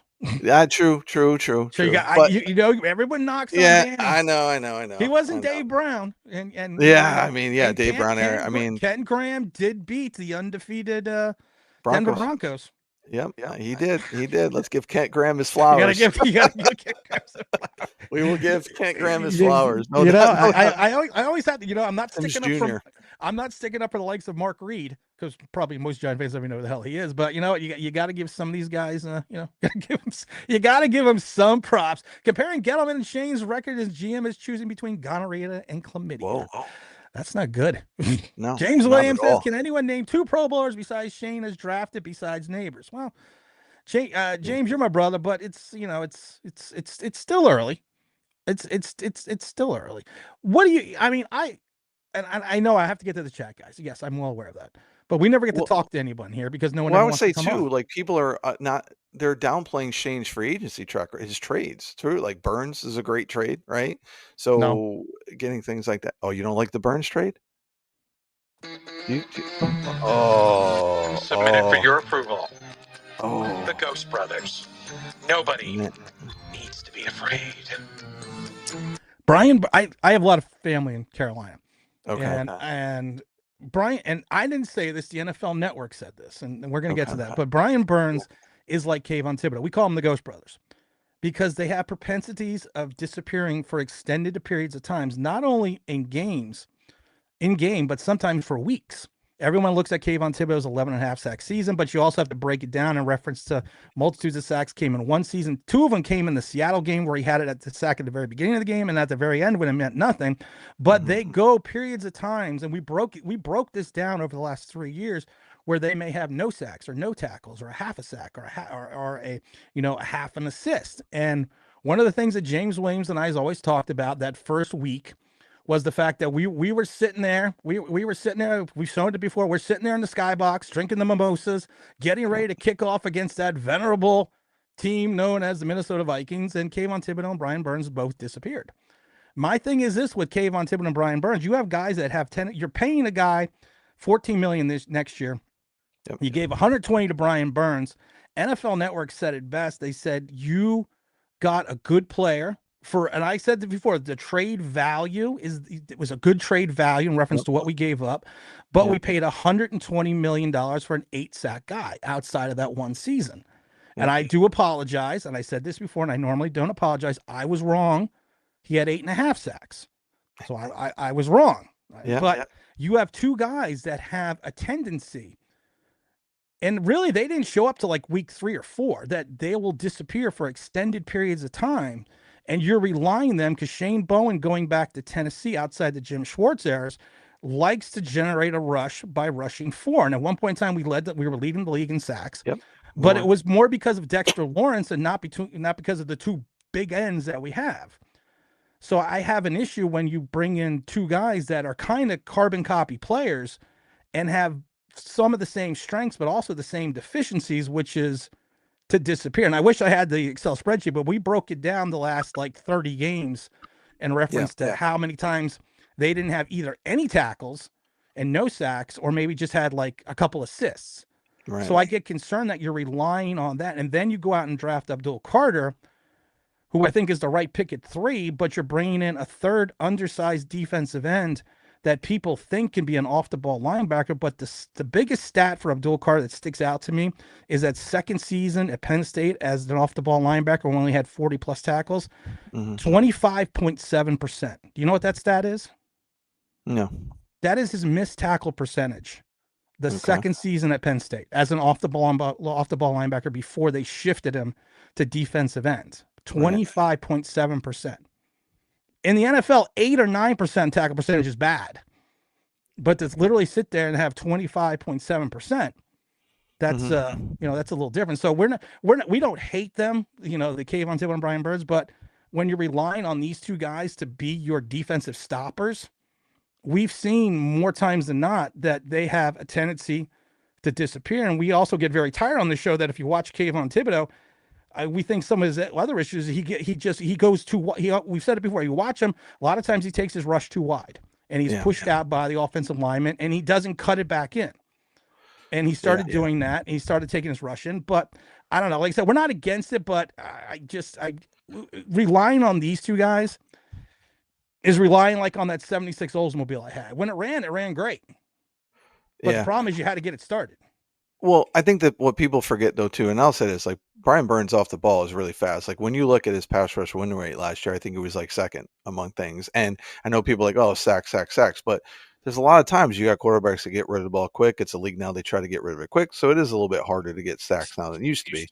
Also remember we're playing a 3-4. So Burns and Thibodeau are going to drop, right? So you're going to have things. And I think Burns played 8 games or whatever last year. He played a majority of the season injured, so the toughness is there. But when you watch certain games of him, you can see the explosiveness. Oh yeah, you can see where he wreaks havoc. But I think people forget that we're not playing a 4-3. So Tibbs and Burns aren't rushing every single time. One of them is dropping because we're in that 3-4. And I think more people, I'm not saying you, fans and others, need to understand that fact that you're going to have some numbers that drop because you're dropping in coverage or you're taking away certain plays. You may not have certain tackles because you're not just getting after the quarterback every time. Somebody's got to drop. One of those outside linebackers has got to drop. Last year, what percentage of plays do you think they dropped into coverage? I don't know. I mean, one of them dropped at least, I would say at least 50% of the time, one of them dropped. If well, actually, I forget I have the stats somewhere and I don't have it. I always ask these questions because I usually know the answer, but I can't find my next post. It was less than 20%, 25% that one or the other dropped in the coverage, because you also have to remember there was injury factors involved as well, right? In reference to their playing time together. But it was a little. I think it was a little around 25%. And my thing is this: do you have confidence though? I can't tell you if they're, like I said, I can't tell you what they're going to run this year. And I always tell people this because I don't know yet. I don't know if Schoen is going to adjust his players, adjust his scheme to the players, or is he going to try to fit the players into a scheme? I don't know yet because of the fact that it really depends on what he decides to do. I think Shane Bowen did a lot of things differently the first half of the season than he used to do it those first 5 years in Tennessee, but then I think he kind of reverted a little bit back to what he knew at Tennessee. So I'm giving Shane Bowen the benefit of the doubt until I know exactly what he's going to do. Well, here's what I look at. When you look at, you brought it up earlier, we were leading in sacks up until the injuries happened, right? So there's a couple of things to factor in there. When you had these injuries and you had like 4 stringers playing at some point, how much do you think a DC is going to put things on the line by, being more aggressive, playing man coverage when you got guys that you had in the backfield, right? Or you have certain guys on the D line. So we had on our show, and it was talked about on our show, Ryan Dunleavy talked about it. He was talking to people around the league that said what we saw last year from Shane Bowen was not indicative of what Shane Bowen wants to be. It was because it was a patchwork defense and he was trying to do that. Now, people also forget that in Wink's first season, we had a lot of struggles year one. It takes time for players to adjust to a new system, a new DC, understand communication. I also think the back end really hurt us a lot. Like Jason Pinnock a lot. Jason Pinnock and Tay Banks, we know what happened. We know what Dane Belton. What is your perspective? I'm gonna get to the chat, people. What is your perspective on Dane Belton? I'm just curious. Listen, I think for whatever reason, he's got the opportunities, but he just can't break through. And I'm not sure what it is. Like, I think he could be good. I think the potential's there. It's just either he's not showing it in practice, so he's not getting on the field enough because maybe he's a gamer, right? Like you know that there's guys that are practice heroes and can't game, and you got guys that are practice. I don't think I would ever call Shane Belton a gamer because everyone talks about the interceptions, and I always refer to the fact they always talk about the Matthew Stafford gifts. I call them Matthew Stafford, and thank God because there's a lot of DBs that you become a DB sometimes because you can't catch the ball. I give him credit 100% of the time for catching the ball, but then I always have to remember to people that the next 6 plays, passing touchdowns, the Giants gave up after those interceptions. The trailer on all 6 of those plays was Dane Belton. because Yeah. we even showed the video and showed that, we showed the screenshots of it. So I think Dane Belton. I mean, I go back to when he first came in and got benched by Wink in the Texans game and never saw the field till the following year, and then he Yeah. didn't even play until because of injuries. I just don't understand. Like I said, I was never a Pinnock fan, but I think Dane Belton is just as, I mean, is worse than Pinnock was. And of course, he went over to the 49ers, but I mean, Right. and I think Holland's much more of an upgrade, but I just can't see that. I don't know. I just don't get the fascination with some people in Dane Belton. That's why I always ask. Yeah, yeah. I mean, I like him. Like I said, I mean, what he did in college, the potential was there. He just hasn't developed it down at a level. But I do Tyler Newman, and where Pinnock got exposed is Pinnock was good in wing system as the up at the line of scrimmage because McKinney was in back deep. Well, then Pinnock had to play deep because Newman was up and he got exposed. He's Right. not good at No, he's communication. not. So I think Holland and Newman are a great one, and who knows what Belton will do. But I root for the kid. I want to see him. Oh, you always want to success, see. but We always yeah, we I always get do. in trouble for that because I always either want people to succeed or wish them well. Like I wished Yeah. I wish DeAndre Baker well, and people are like, "Well, how could you say that?" Because he's still a kid, and yeah, I may have called him the Nino Brown of the NFL, but he's still Yeah. he's still trying to get into the league after that big interception in the UFL the other day. Protects one. This is your brother.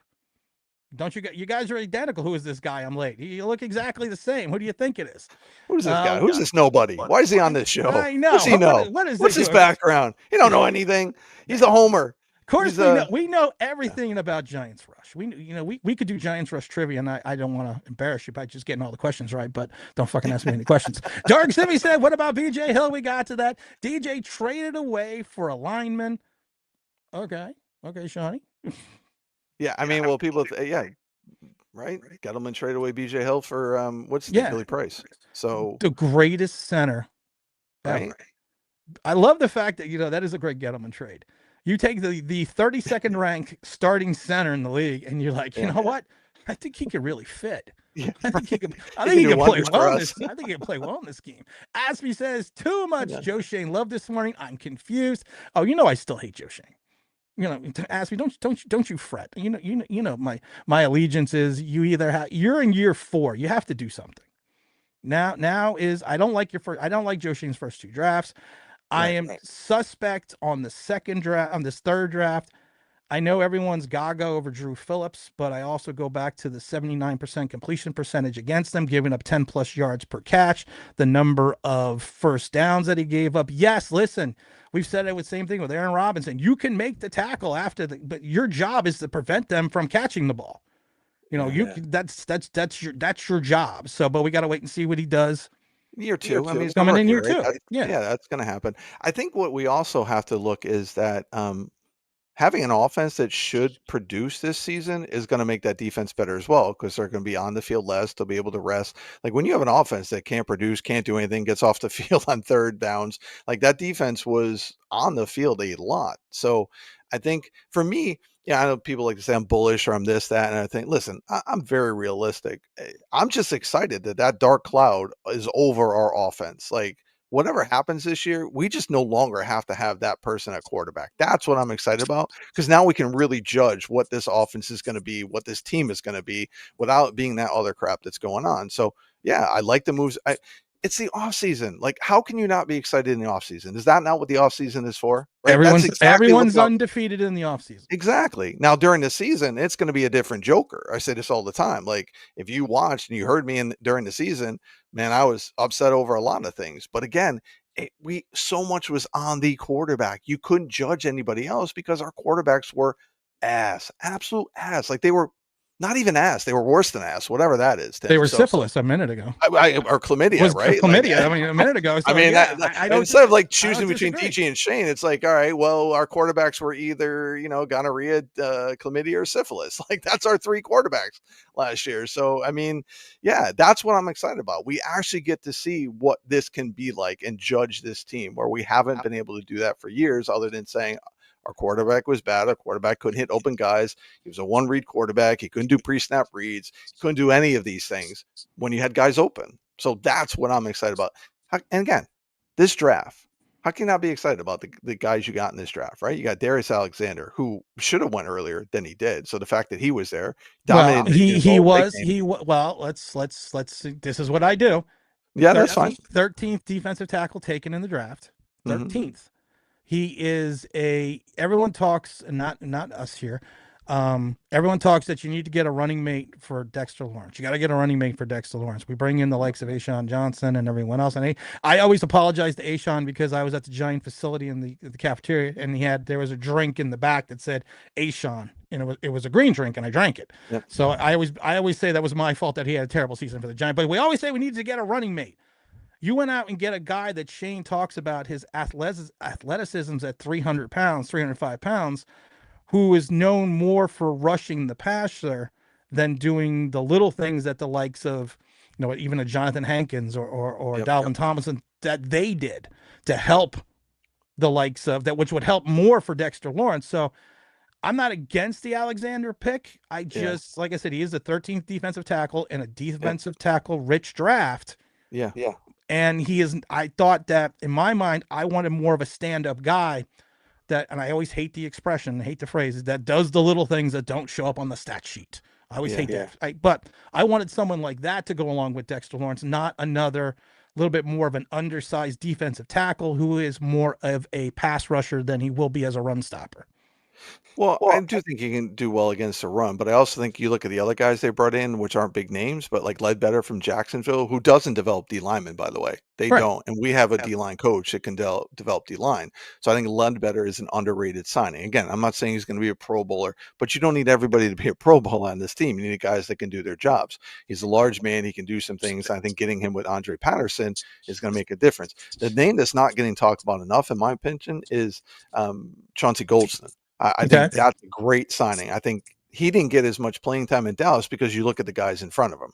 So now you have an up-and-coming young, edge rusher, and he can slide down. He can play 3-4 defensive end, in my opinion. So I think you'll see some of that. And we had Mike McFadden on our show, and he talked about, like, they watched him at Dallas, and the players know what he can do.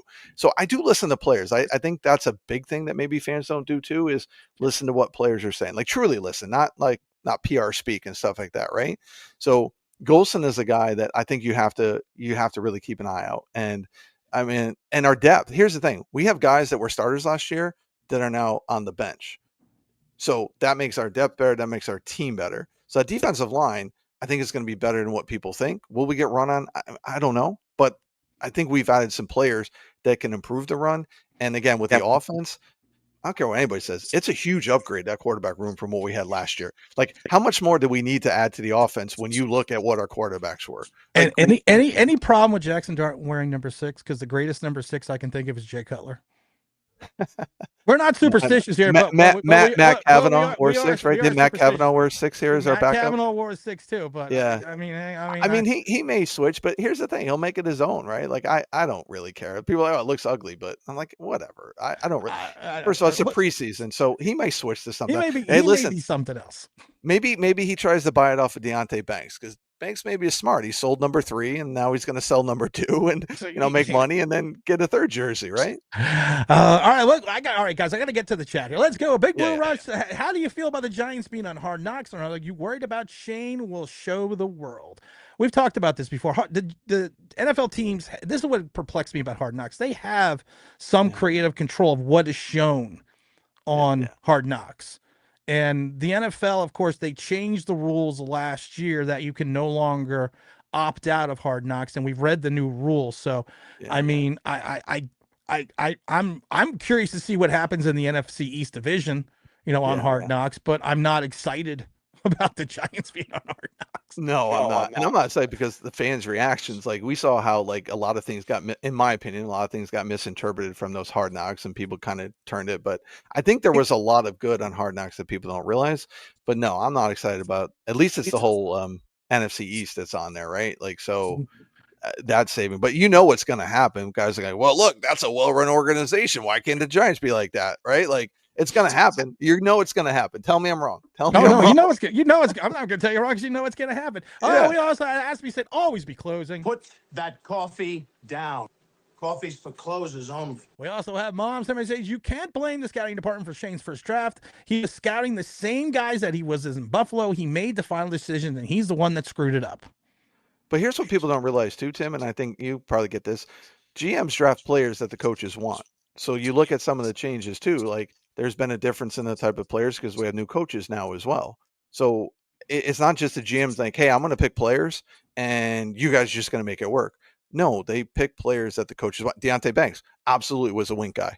No doubt. He was a wink guy. But going back to the gift that keeps on giving, Hard Knocks, first meeting with Shane Bowen and the entire staff. Yep. And Joe Schoen asked right away, what do you need to be successful?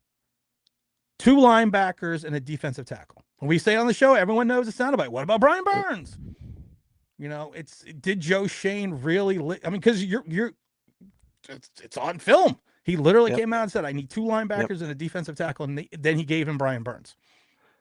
Yeah, well, yeah, but if you also remember, Bowen did mention a couple of guys on that show that he thought could fit in as well. So agreed. There's some things there, but he also wanted. I mean, you know, Dable also wanted Jaden Daniels. Yeah, well, I'm listening. If we could have got Jane Daniels, we would have had Jane Daniels. You think Washington was giving up that pick? Like they could have offered everything, right? No. LJ, I see you in the chat, brother. I haven't seen LJ. LJ, we haven't seen you in a long time. Yeah. I'm way behind the chat. I'm also going to drop the link in.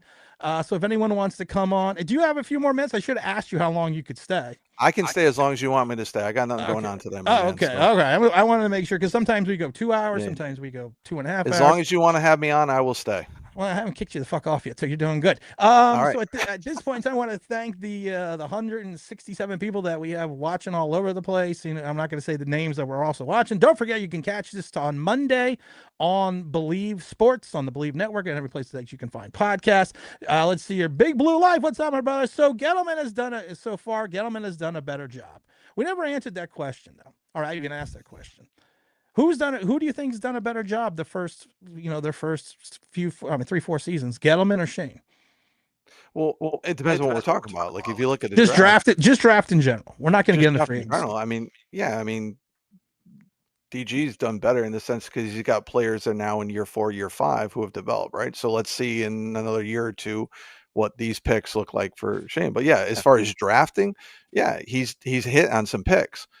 But he's also missed on a lot of picks as well. But I would say I would give the nod to DG when it comes to draft right now. But let's see what happens with these guys. Now, as far as everything else, I mean, Gettleman missed on everything. Trades, free agency, contracts, like holy cow. And that's another thing people don't realize is how long it takes to get out from under what happened with DG under those contracts. Whew. But next year, we're going to be set up. The issue is also with that, though, I think that some people overlook, though. We always talk about the salary cap issues, but you extended Dexter Lawrence, you extended Andrew Thomas at the same time. You didn't stagger the extensions. You gave Daniel Jones money. You traded for Darren Waller.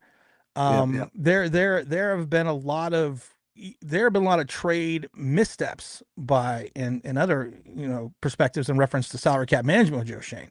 I mean, it hasn't been as bad as with Gettleman when we couldn't field 53 men.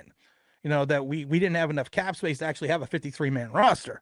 But there has been some, I would say, missteps by Schoen in managing the cap. Because we always use the phrase there of operational cap space. And Joe Schoen always says he likes to have $10 million in operational cap space. But there have been periods of times where the Giants struggled. I mean, they literally. Everyone talks about our favorite player here, King of the almost sack, which is the great Leonard Williams, and that never is a slight against Leonard Williams. It's just everyone used to tell me, well, look at all the pressures. He had a half a sack. Well, the pressures are great, but I've talked to people in the NFL, and they always say pressures need to equate to something. So if you have certain players that play better under pressure, like, the first season, if you take a look at the Duck over in Los Angeles, some people play better under pressure. So, but he traded traded Leonard Williams. And I know they use the story of, well, Dexter, we gave him the option to do this. No, you needed to trade him because you didn't have the cap space to sign a quarterback. People need to remember that we didn't have money to bring another quarterback in, and we had the injuries to all the quarterbacks. So that's why we traded. Yeah, we got assets, which was great, but that's why we traded Leonard Williams. Right. So there's been a lot of missteps, I think, in reference to cap management by Schoen, just as bad as Gettleman. I wish we had someone that was more of a capologist Yeah. than that we have now, because we always say with Kevin Abrams and everyone else, and I think that we do that to our detriment. Yeah, Yeah, Kevin Abrams still being here is like, we're holy not cow. getting into we're not getting into that. Yeah, no, but I will say this: when you talk about the Thomas extension and the Lawrence extension, he got ahead of the curve, because if he waited another year, those contracts would have been even higher. So I do think that was a smart move. Now the Waller misstep, absolutely, but he didn't give up much. It was an extra third round pick we had, right? So I do think Shane wins trades, whether the trade works out or not. I think he wins trades and what he gives up or what he gives. You remember, there's a lot of Giants fans who hated on Leonard Williams and thought they were like, oh, he's only worth like a fifth round pick. What did we get for him in that trade? But I also think that's also set the run game down as well. And when we talk about the run defense, going back to that, this has been an issue not just under Shane and not just under Bowen. This has been an issue for a number of years. And what I also think, Tim, is that when you look at the coaching changes, like what I'm also excited about, whether or not it transpires, I don't know, but I'm excited about our two new secondary coaches. Why am I excited about those two next? Because Jerome Henderson had DBs who did not know how to turn their heads around, and he taught them that technique, and that mind-boggling. Listen, there has been so many people that I talked to that love Jerome Henderson, and anytime I brought up anything derogatory about, like, well, you know what you're fucking talking about. I played defensive back. I played safety. Yeah, you're supposed to turn your head. You know, you're supposed to look back at the ball. You know, it's okay to see where your position's against the wide receiver. But when I got to get to Zach Attack, who's the unofficial producer of the Online Big Blue Show. He always comes up and said Jaden Daniels was credited for 60% of Washington's sacks. That's always with the Bobby. It's not like the PFF stat, because you don't. Can I give my opinions on PFF? No. We already said that we call it pro football jokers. Yeah, because that's just a way for Chris Collins to make money. Hope you don't mind. I'm going to drop some people into the show. We do this all the time, so I'm gonna have to figure out the media asset thing, because we're so professional here. Want to bring in my brother James Williams, coming in strong, coming in here with Joker Rush. James with the Latrell Speed. Did Auntie wash that jersey? No, we're changing it up now. We're not. No. We're doing different things for the Knicks now. For their mojo's on that. We lost because James was supposed to wash the Spreewell jersey himself, and he let his aunt do it. And that's why we fucking lost the game. Not that we're superstitious. Just a little suspicious. But that's somewhere on this board. I'm not. Oh, there you go. I'm not superstitious, but I am a little stitious. So that's why we got screwed up. Also want to bring in Philosophy Stoner, my brother. What's going on, my brother? How you doing today? We're all here with the Joker Rush. We have James coming in strong. We also have Philosophy Stoned. Now it's Stoned coming in. How you doing, my friend? It was always Stone. I like Stoner better. You know I can't read. It's all good, brother. You know what it is. I played football in college. Tim not smart. Tim no read. You know that. Too many shots to the head. Too many. 11 known concussions since high school. And I'm proud of it. Yeah. I had some people think I repeat myself, but some people think I repeat myself, but I'm fine. Guys, we have the Joker Rush coming in. Any questions that you guys have directly? Because I also got to run through the chat too. Man, I had one point I wanted to make and just get you guys to start on it. I've noticed that the Giants have been having a lot of defensive stalwart legends come into the building to talk to the team. You had a lot of them, LT, Justin Tuck, yeah, and they're saying like some messages, man. I really like Justin Tuck's message, but what I wanted to, this is my view on it, and I wanted to get your view on it. I think what it is the Giants are going all out this season in terms of trying to get that Giants pride back, getting the fans back, like locked in, believing that we can actually do something. I'm a realistic fan, you know what I mean? So like, you can't cover up a pig with makeup and make me think it's Miss America. But I'm going to ride for my team, no matter how trash we could ever be. I'm going to still ride.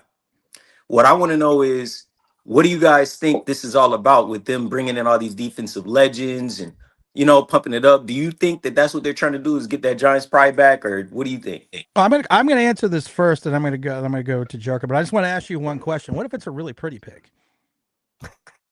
Nah, man, not Piggy? even Miss Piggy What? from Miss I was Piggy? like, what? Oh, Come no on. love for Miss Piggy? No Oh nah, love for no Miss man. Kermit over Piggy. here, bro. You know. I'm not putting that I'm, ring on that pig. I'm just asking. I'm just throwing that. I'm just throwing that out there, man. You know that. I think, like I said, I think it's, if the philosophy is to recreate Giant pride, I think that's great, especially to install it into a new generation of Giant players who we've talked about it early in the beginning of the show, that may not know, the Giant legacy. Because there's certain players don't believe. I know it's shocking. Don't follow the Giants, and they don't know anything about it. So I do think it's a good way as a introduction, into the Giant culture itself. Yeah. Yeah. Agreed. I mean, they had Eli in too, so I agree. That Giants pride is definitely there, because you have some guys too that, like, you got some psychos that are now on this team. Like, they're a little off their rocker, which is good. And so hearing from these legends, I just think it's good to have more legends in the building more around. I don't know why they weren't around as much in the past. It just seems weird to me. So I'm excited about having these guys around. Like I said, I think it's good. Hopefully some of what they say rubs off on these guys. If these guys are smart, they'll pay attention. And I hope these guys are around giving tips and tricks as well. Like, I hope Carl Banks is talking, or Abdul Carter is letting Carl Banks talk to him. I hope Justin Tuck is talking with Darius Alexander, and those guys are trying to get, insight from these guys. Like, you're smart if you do that. So I like it, and get the Giants pride back. I think it has been lacking, and understandably so, right? Like, what's there to be proud about over the last several years? Like, the last 10 years, what's there really be proud about? One playoff win, which, yeah, it was great, but yeah. Well, I will say that, and James can verify this. The mimosas last year were awesome, and they gave They jewelry were. away. So that was something Oh, to be they proud did. about. That the first game, they gave mimosas, the jewelry away. They gave us the nice season ticket holder box. They I mean, did. I think All the that's aesthetics were good. all the aesthetics were great. We had the awesome time that first game. I mean, we were in heaven until 102.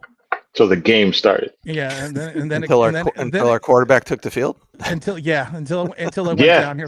yeah. I also need to bring in Slider. Call the ball. And we're bringing in Slider. I know it's a Strider, but we know it's Slider. Tim? Where are you walking to, brother? Where are you going now? He's walked himself out of the room. I'm Slider. just gonna. He's caught in a jet wash. Bring us back when you're in a little He's bit better walking the signal Wi-Fi. there. He's walking with a Greg, who loves Jackson Dart, says Jackson Dart will be a disaster, and we should have picked Sellers. Anyone thinks Jackson Dart's going to be a disaster? A disaster? No. I won't say a disaster. We just came from a disaster.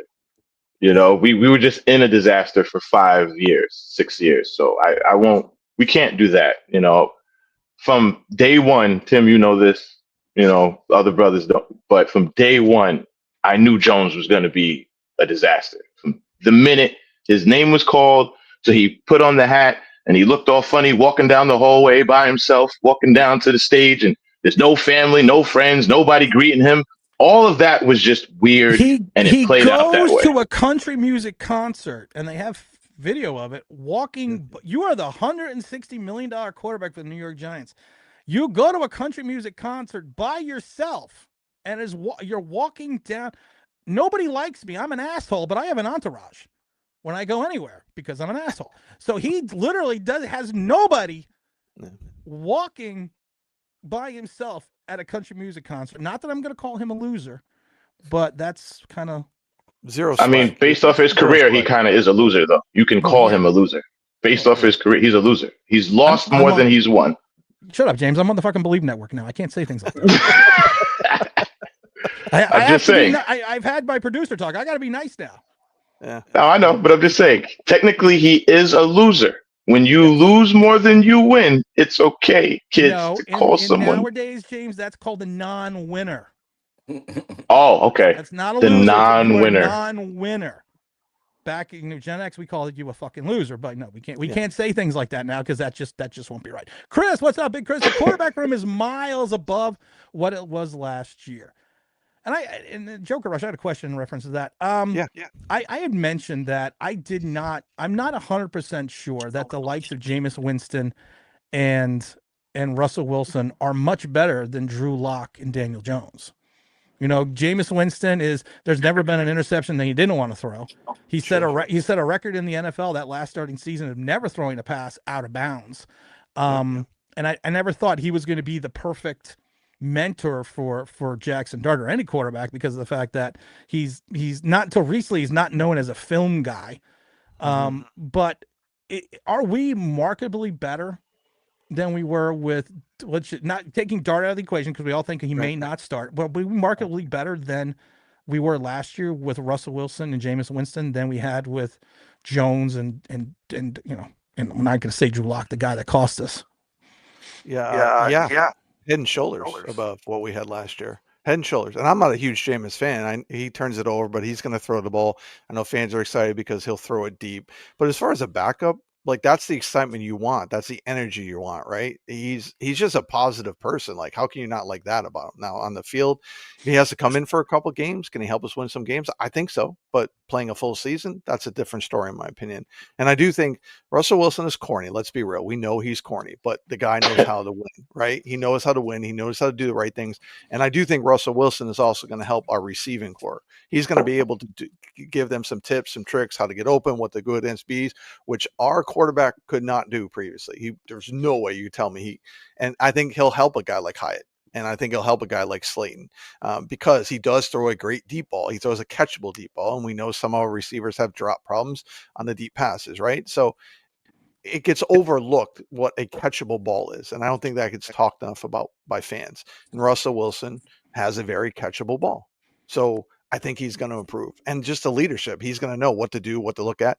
You can't overstate the fact that the man was in 2 Super Bowls and won 1 Super Bowl. I don't care about anything else. That brings something that gives you some instant credibility with players in the locker room of this. I know what it takes to win, and this is what we need to be doing. So yeah, head and shoulders. Late in the chat here, but I love this. Down Logic's fine. I had to get to it because someone else is getting bitched at, and it's not me. Downplay Tomlin and throw on Table, who has been fired every job. He never had. Take time off the fan hat glasses, bud, and become a realist. My 2 cents, Jay Farias. Yeah. Glad I clarified that after that fact too. I'm gonna add it. Fucking total homer.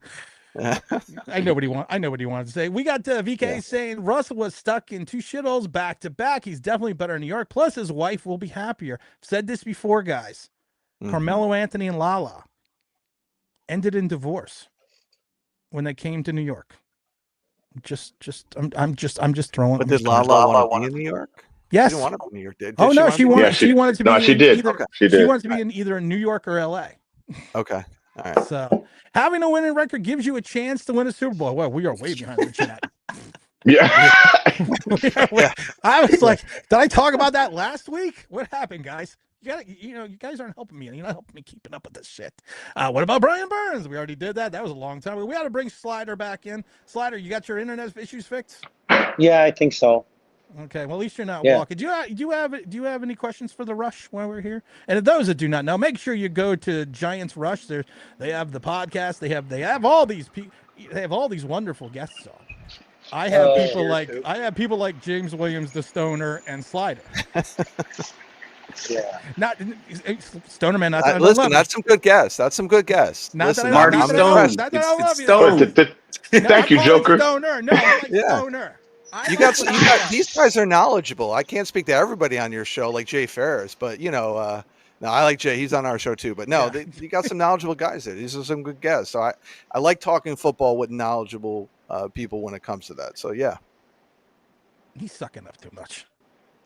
I don't like it. Oh, he's part of the family now. You didn't wonk at him twice. I said it before. Don't like it. Makes me feel all funny. He put me in timeout. We don't like. My bad. You guys all stink. We don't like when people give us compliments. No, that just means you're part of the family now, brother. He wonked you twice. If you get wonked, you're part of the family. I didn't. Okay, I did not curse him out, and I did not block him, so he's fine. Okay. But we're not. We don't take. We don't like compliments here. That's not just the way. Well, I've learned my lesson. I had my timeout. I've learned my lesson. There'll be no more compliments. Okay, no more compliments. Good. Razzle the Great says, love the show. Make sure you hit the like. Make sure you do hit that like button all you can. Slider, I'm not going to ask your question. Slider, do you have a question? Yeah. Because My I see you have a is- question right here. I do? Yeah, it says right Yeah. here. Tim, Yeah. this was a while ago. But what happened to the bull rush? Vince, why don't you read the question so I can drink some water? Yeah, all right. It says, Tim, what happened to the bull rush? Kayvon and Burns don't Dude, have I was that. fucking joking. Just ask your question. You told me to Just do ask it, the so I was like, question, all right, man. I'll do it. When does anyone Yeah, ever no. listen to me here? My question is like, well, I guess it's also on the offense, but how good do you think our offense can be? I know we got some players, we got neighbors who we force fed a lot, but you see our offense at least being middle pack or what? Like we got Russell at quarterback.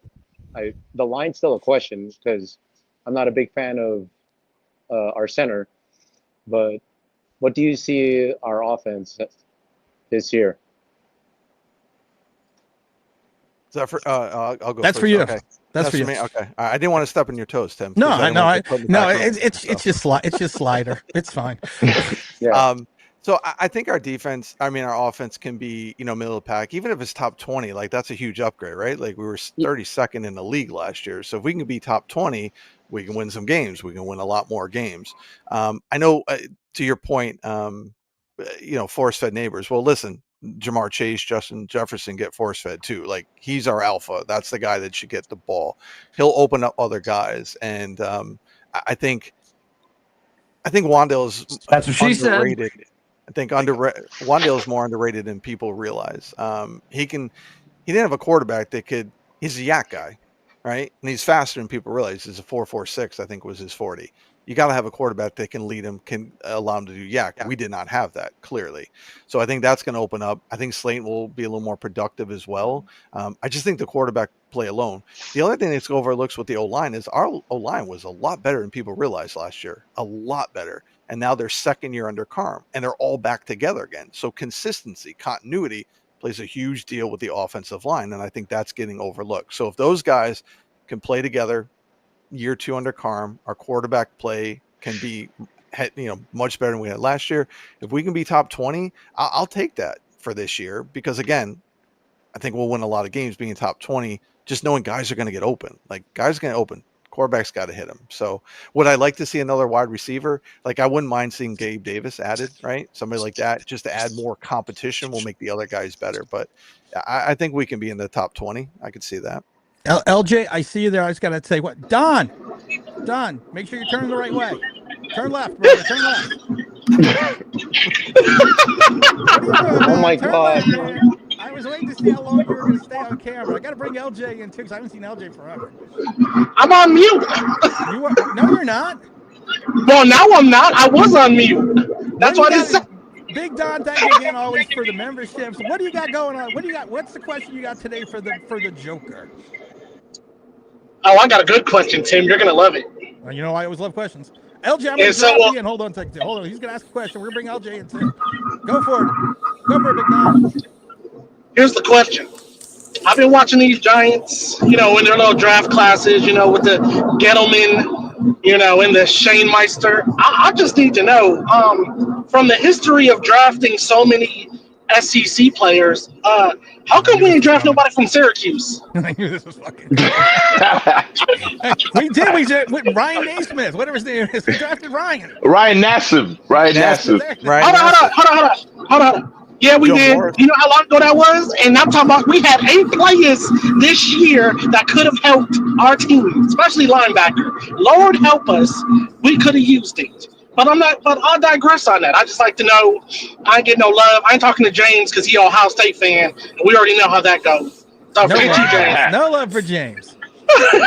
I'm just playing this. I love you. But yeah, I just need to know, how come we ain't picking none of my boys up? It's not like we can't play. We had a great season. You seen the players. Just want to know why. Come on, Joker. Why do we take no one from Syracuse? I keep thinking to myself, here's the story. I'm seeing this wonderful Listen, crew. I'm from upstate New York originally, so I have a lot of love for Syracuse. I go back Donovan McNabb, that whole era, and Dwight Freeney and all those guys, Daryl Johnston before he went to the enemy. But it's because you guys play in the ACC and you're not good. So yeah, it's not like the what it is. mean, if you're not good in the ACC, you're not good anywhere. Like, let's just be real. Whoa, Does that answer your question? No, it I mean, doesn't, then again, because it's Syracuse. because They beat no, Miami. no, that doesn't answer my question, because as much as we talk about what you do in college only gets you so far until you get to the pros, once again, once it resets, what does that even matter? Because we see plenty of SEC guys go to the pros and be like, oh, well, that didn't work out. Well, yeah, because Wendell Robinson, Mr. 446, well, he was in the SEC, he ran a 446. I can't see him get away from a cold when he plays it down. So I was just wondering, you know, Gotta get away how from a that. goal when you got a quarterback leading you into guys or throwing behind you. But yeah, no. Listen, Uh, there was a guy I wanted from Syracuse. I did want Gaston Jr. because watching his dad play, Boom, baby. I like legacy guys coming into the NFL, which is why I wanted Joey Porter Jr. over Deontay Banks. But yeah, Gaston Jr. would have been a guy I would have looked at on the Giants. I think he would have been a good pick there. So What about Lakeem Allen? What about Lakeem Allen? Because I've been trying to get Tim on his bandwagon for a while. He just refuses. I don't refuse. Listen, Syracuse can be consistent for a couple years in the ACC, then you'll start seeing some guys get drafted. But the league is dominating with SEC because the SEC it's right. You can't blame it. And then and now when you have all those teams join the SEC, it's going to be even harder to draft from other conferences now too. Big Ten and SEC are going to dominate for the next couple of years when it comes to draft picks because they're the two super conferences. James, Don, I'm gonna have to drop you out because I'm getting a lot Wait, from your car. Tim, real quick. I like this guy. He knows what he's talking about. All right, I'll catch y'all later. All right, baby. Careful, listen, you can't compliment me. You're gonna get me putting back again, man. No compliments. I mean, did anybody draft these guys? That's right. Am I the meanest? Sure enough. Am I the prettiest? Sure enough. Am I the baddest mofo low down around this time? Sure enough. Sorry, I just had to. Oh, I got to talk to LJ. LJ, brother, where have you been? Tim, man, what's going on, my brother? Where have you been, man? I don't see you. You don't call. You don't write. I don't see you in the chat. Yeah, life has been lifing one day at a time. You got to take it one day at a time, man. This game of life is treacherous. No. That's a yo problem. That's not a me problem. Okay? Shaking hands and kissing babies over here, man. All right, there you go, man. There you go. How you been, bro? We haven't seen you in a I've been long good. time. Yeah, man, I've been good. A lot of things offline going on, trying to get some certifications for the workplace and things like that. So a lot of my free time is getting taken up. But my favorite picture still of all time, man. Hey, there we go. You, the Dahmer, all of us on the field hanging out. No, everyone knows the Dahmer. No, Dom is really that small. There is a foot high rail that he is standing on. That he's standing on, yeah. So that was from a couple years ago when I took subscribers out to the. That was awesome. Out to one of the I forget which game it was, but we did the coaches club and did the on the field thing and all that fun stuff. So So what do you got? What do you got today? You got a question for the rush for the New York Giants rush here? Who's if you do not know, go follow them, of course, on Twitter, YouTube, and they also have the podcast as well. So make sure, and you also do a weekly show. I'm correct in saying that. Yeah, Monday night, 7:30 Eastern, every Monday. 50 weeks out of the year is what we like to say. So, yep, every Monday, and then during draft season, we do a draft show on Wednesday nights to spot the draft there. Am I allowed to drop what my Twitter handle is, Tim? Or you can do it. You do whatever you want. Right. So if you want to follow me on Twitter, I'm JokerSean37. On YouTube, it's New York Giants Rush on there, and then New York Giants Rush on Twitter is Craig, who's our runs everything. But yeah, for me, it's JokerSean37 on Twitter if you want to follow.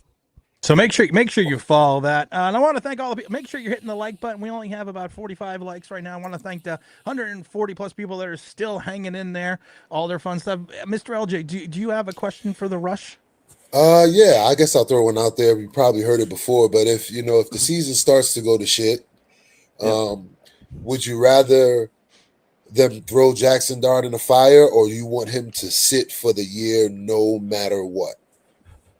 I guess for me it depends. So it's not like a black and white answer there. If depends on when the season goes to shit. Like if it's the first 5 games, we're 0-5. No, I don't want to throw him in.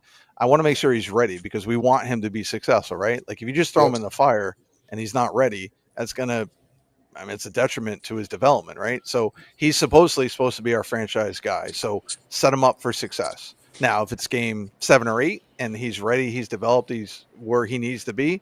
Okay, yeah. But I think it's not about wins or losses if the season goes to shit. It's where is he in his development? Is he ready to come in, be successful where we're not screwed and now we got a quarterback that can't do anything the following years? Does that make sense? Yep, absolutely understood. Good point.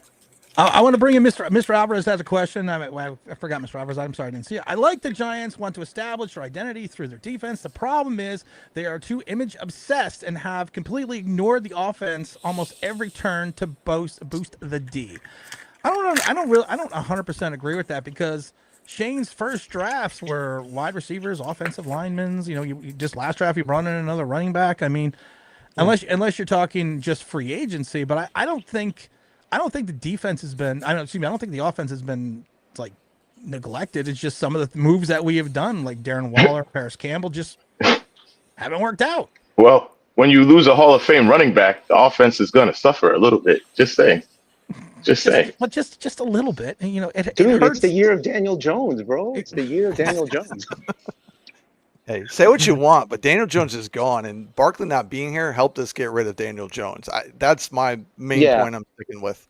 That's really the main point. And I love Barkley, but listen, he's in Philly now, so he's the enemy, so he's dead to me. And the same thing when guys, Bavaro went to the Eagles. Whew, that was, no. What happened when Bavaro went to the Cleveland Browns? Nobody cared. Was he still the enemy? Did he go to? How long was he in Cleveland? Because Banks went to Cleveland. 1 year. It was it 1 year? Yeah, I don't remember that. Yeah. I remember Banks to Cleveland, Banks to the Redskins. Carl Banks on this show because he went to fucking Cleveland. No, he went to Washington first. Washington, yeah. Oh, yeah. He went to Washington. He was the enemy first. for one season. Carl Banks Jesse went to Armstead Washington? going to Washington. You go to the enemy, especially the Eagles now. Like Eagles and Cal, I don't hate Washington the same way I hate Philly and Dallas. I've always hated Dallas, but Philly with Sirianni now, like that guy's just got the most punchable face around. And so you go to Philly now. But he's gone to two Super Bowls. I don't care. As long as he's winning. Hey, listen, you know what? But I've said it before. Yeah. We are no longer going to knock Carl Banks. The Carl Banks helmet is back on the on the thing. Carl's my guy too. He's on all the time. Yeah. You gotta bring him on here, dude. You gotta bring him on James here. Is like, don't do it. Don't do it. Yeah, I got a question for you. Do it. Yo, Carl Banks you gotta stop doing that. You gotta stop doing it. I told you I'm gonna do that when Carl comes on. He's a great. I know you are. He just he just answered somebody's tweet or whatever the fuck it's called, saying that yes, he is coming on 100% when preseason starts. God help us all. Yeah, I got a question for everybody on the chat, especially for you, Joker. Okay. So I've been looking at the roster, man, and obviously depth is a problem everywhere, right? But what do you guys think is actually our deepest position right now on the roster? Cricket. Quarterback. D-line? No, I'm quarterback. Here's DeVito's going to get cut. Is he? He can't get cut. No? Why do you think he's going to get cut? You don't think he's going to make it onto the practice squad? Well, Wilson. Oh yeah, that too. Okay, he can make it to the practice squad, but what are we? For me, it could be the D line, but I'm not sure though. I mean, anything can happen. If Dex goes down, we're screwed. I mean, I'll go with secondary, and not to differentiate between cornerback, free safety, strong safety, but that secondary unit. With the additions of the guy from Miami as well as the guy that was on the injured reserve from the Saints, Drew Phillips, Flott, Banks, their bodies, you know what I mean? I'll say secondary. I think it's better than the O-line and the D-line. I think that's a good point. It's just I'd also say just because of how many are there, wide receiver has a lot of depth. Now there's some guys that have to develop, but I do think there's a lot of depth at wide receiver. But as far as like the roster in general, there's more depth than people realize. Because again, we have guys that were starters last year they're now backups and third stringers. So that makes our roster that much start. So I'm not as worried about the depth. And I also think on the old line, some guys we added are good depth. I think that's true. a guy like Jake Kubis is going to do well. You have versatility. If something happens, like GVR can move to different positions. Illuminar, we know if something, God forbid, happens to Thomas again, we know he can move out. You get guys to slide in. And the wild card for me is what Evan Neal is going to look like at guard. Because if he can be a really good guard, that just made our O-line unit that much stronger. Is he penciled in as the starter, or no? He has to work for it. I mean, I hope he's Well, not just Evan going to Neal? start at guard. I don't. Well, first of all, there's really not even an unofficial depth chart. So I mean, I'm not sure what where they're. Yeah, we got to wait to find out where people really stack up. I think they want him to win it, though. I think they want him to win it. Yeah. As where they drafted him. But I think it'll be good competition with him and GVR there. And again, that makes it better. So my question is, which guard spot do you want? Him next to Thomas, or him like at the right guard spot for Neal? Whichever one he doesn't suck at. Well, right guard is the best that men can get. So I'm gonna go right guard. Yeah, I'm going to say right because he was right tackle, so he doesn't have to relearn different footsteps. It's an easy position move, in my opinion. So I think right tackle. And who said that we were going to get rid of Tommy DeVito? Oh no, I thought that because because we are not losing Jersey. Sure. We're not losing this. The passing Pison. You gotta keep the passing. Hey! Oh, wait a minute. Wait for the beat to drop. We can't lose that. I'm going to do that for Carl Banks, James. So you'll be all right. Yeah, I know you are. That's why I'm sitting. I know you are, brother. Yo, Joker, real quick question. Why just give me your quick, simple answer. Why is Tommy DeVito still on this team? Naked pictures. He's a future quarterback. I think they just like him as a person, and until they can make the move they need to make and decide what's going to happen, I think he's going to be on there. I mean, I don't think it hurts to have him on the team, right? Like, who's it hurting if? I mean, we could use that roster spot for a player that actually produces. But keep in mind, you need a lot of quarterbacks in camp to throw. So having 4 quarterbacks, and he understands the system. So I don't think it's a bad depth thing to have him there. I don't think it's hurting anybody. I get your point, but I don't think it's a bad thing because, again, you got a lot of reps to happen in practice. So you need those 4 quarterbacks. I want to get to a couple of these, and I'm sorry, guys. We'll do another stream on either Monday or Tuesday afternoon because I missed a lot of questions. I want to make sure that we always get to everyone. See, what's up, Christopher? Mr. Webb, disaster is not having consistency and alignment between your front office and your coaching staff. You also had a good comment a minute ago about disaster is no consistency, and and that's a good thing. You hear, Mr. Joker, you hear that there's not an alignment. And I don't know if it's true. I don't know if it's not true. It depends on who you talk to. There's not an alignment at times between the front office and the coaching staff. That they, that Schoen and Dable may, that Schoen may have wanted Shedeur Sanders and Dable wanted Dart. That there's not a cohesive message. I mean, do you feel that way? No, not at all. I think where the differences in front office's line is John Mara, Tim McDonald, and Kevin Abrams don't align with Shane, Dable, and the coaching staff. You got to remember, Shane and Dable go back to Miami. They were in Miami together. So they've been a lot of places together. So they understand shit. Are they going to agree all the time? No. But I think they're in more alignment and they can work through things. I don't think people like to bring up this divide. I don't think there's a divide at all. Like if you watch what was said about the Dart trade, when Dart says to Dayball, hey, we put him through the process. Well, that means Shane was involved with that too. He passed everything we put him through. So no, I mean, do they maybe have a disagreement? Of course, but no, I don't think there's this big disalignment or big divide at all. I have to ask this because we got to wrap up soon, guys. Make sure you're also hitting the. We only have almost 50 likes. Make sure you're hitting the likes in the whatever that YouTube fucking thing is called. James. Yeah. What about Wan'Dale Robinson? That's Papa Smurf. We call him Papa Smurf here, Joker. Okay. So I don't know.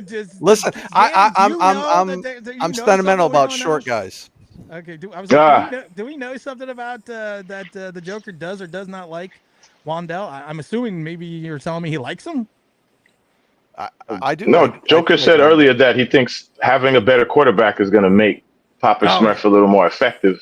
Papa Smurf I still has just he had the most quietest 90 reception season, and in some regards, he still doesn't know how to align his body to catch the ball after what, year 3? I, just real quick, I'll just say that I know like there's some positions we are a little deeper than people think, but I do think Joker the wide receiver room is a little more lackluster than fans realize until it's too late. Because if we're talking about bringing on Gabe Davis, a guy who kind of flamed out in Jacksonville, that means that our wide receiver room is not where it should be. And his top And season was 800 yards in Buffalo with the great and Jones. people and people here know this. Like I'm a big Slayton guy, and he has the drop C's, and he's not consistent as he should be. But over the past 4 or 5 years, he's been our best wide receiver until Neighbors got here. So I hope that with the a actual real quarterback in Wilson or Winston, that these guys, especially Hyatt, like people crap on Slayton, but Hyatt and Papa Smurf, you could put both of their production numbers together, and they don't even come close to Slayton. So those two guys, Papa Smurf and Hyatt, have real big years coming up, like real big prove it years. I'll say this with Wandale, he's our second best route runner on the team. If you watch that Colts game, because I was in Carl's thing where he said, "Hey, watch the Colts game," and I rewatched it again. What we saw there is what Wandale can be, because you saw that touchdown he had. Like, he put a move on that DB that got him wide open. Again, I just don't think we had the quarterback that knew how to lead him, how to get him what it did. And listen, is he a top tier wide receiver too? No, but he gets overlooked because his height. People hate on the height, but he's a great route runner. He's the Cole Beasley in Dayball's system. That's what really he is. So you put him with a good quarterback, he's going to put up numbers. He just didn't put up numbers because of how we needed him. But if you go back, and I'll challenge you in a good way to rewatch that Colts game again and watch what Wandale did in that game, and Okay. You don't challenge anyone here. Stop walking the man. Let him make his fun. Good day, the only thing that bothers me with Wandale is challenging people with Wandale Robinson. The only thing that stop walking the man. The small catch radius. You man. Good day, so sir. The question. By the way, I got love Willy Wonka. I have a question. I mean, I think it's funny because people have already questioned me and say, "Will you be Wonkaing Carl Banks?" I'm like, "Yeah." If he says something stupid. What do you want from me? I always tell people, haven't you watched the show for 3 years? Don't you know what's going on? My thing with Wandale Robinson, and we do have to wrap this up, guys. Wandale Robinson, to me, we go back to when we drafted him out of Kentucky. And one of the things that we said before, if you take a look at Wandale Robinson's YAC, and yes, there is the validity to the fact that if you do not have a proper quarterback throwing you into a proper position, so it allows you to gain a YAC, yes, 1,000%. But on your own, at some point in time, you should have the capability of busting a play. And Wandale Robinson had a propensity of getting pulled down from behind at Kentucky. We showed the film. And my concern was always when we drafted him that he was going to be Billy 2-Yard Taylor from back in the 80s. He was going to be, 3 yards in a cloud of dust. And honestly, that's kind of what he's been. You would like Neighbors the first 13 games.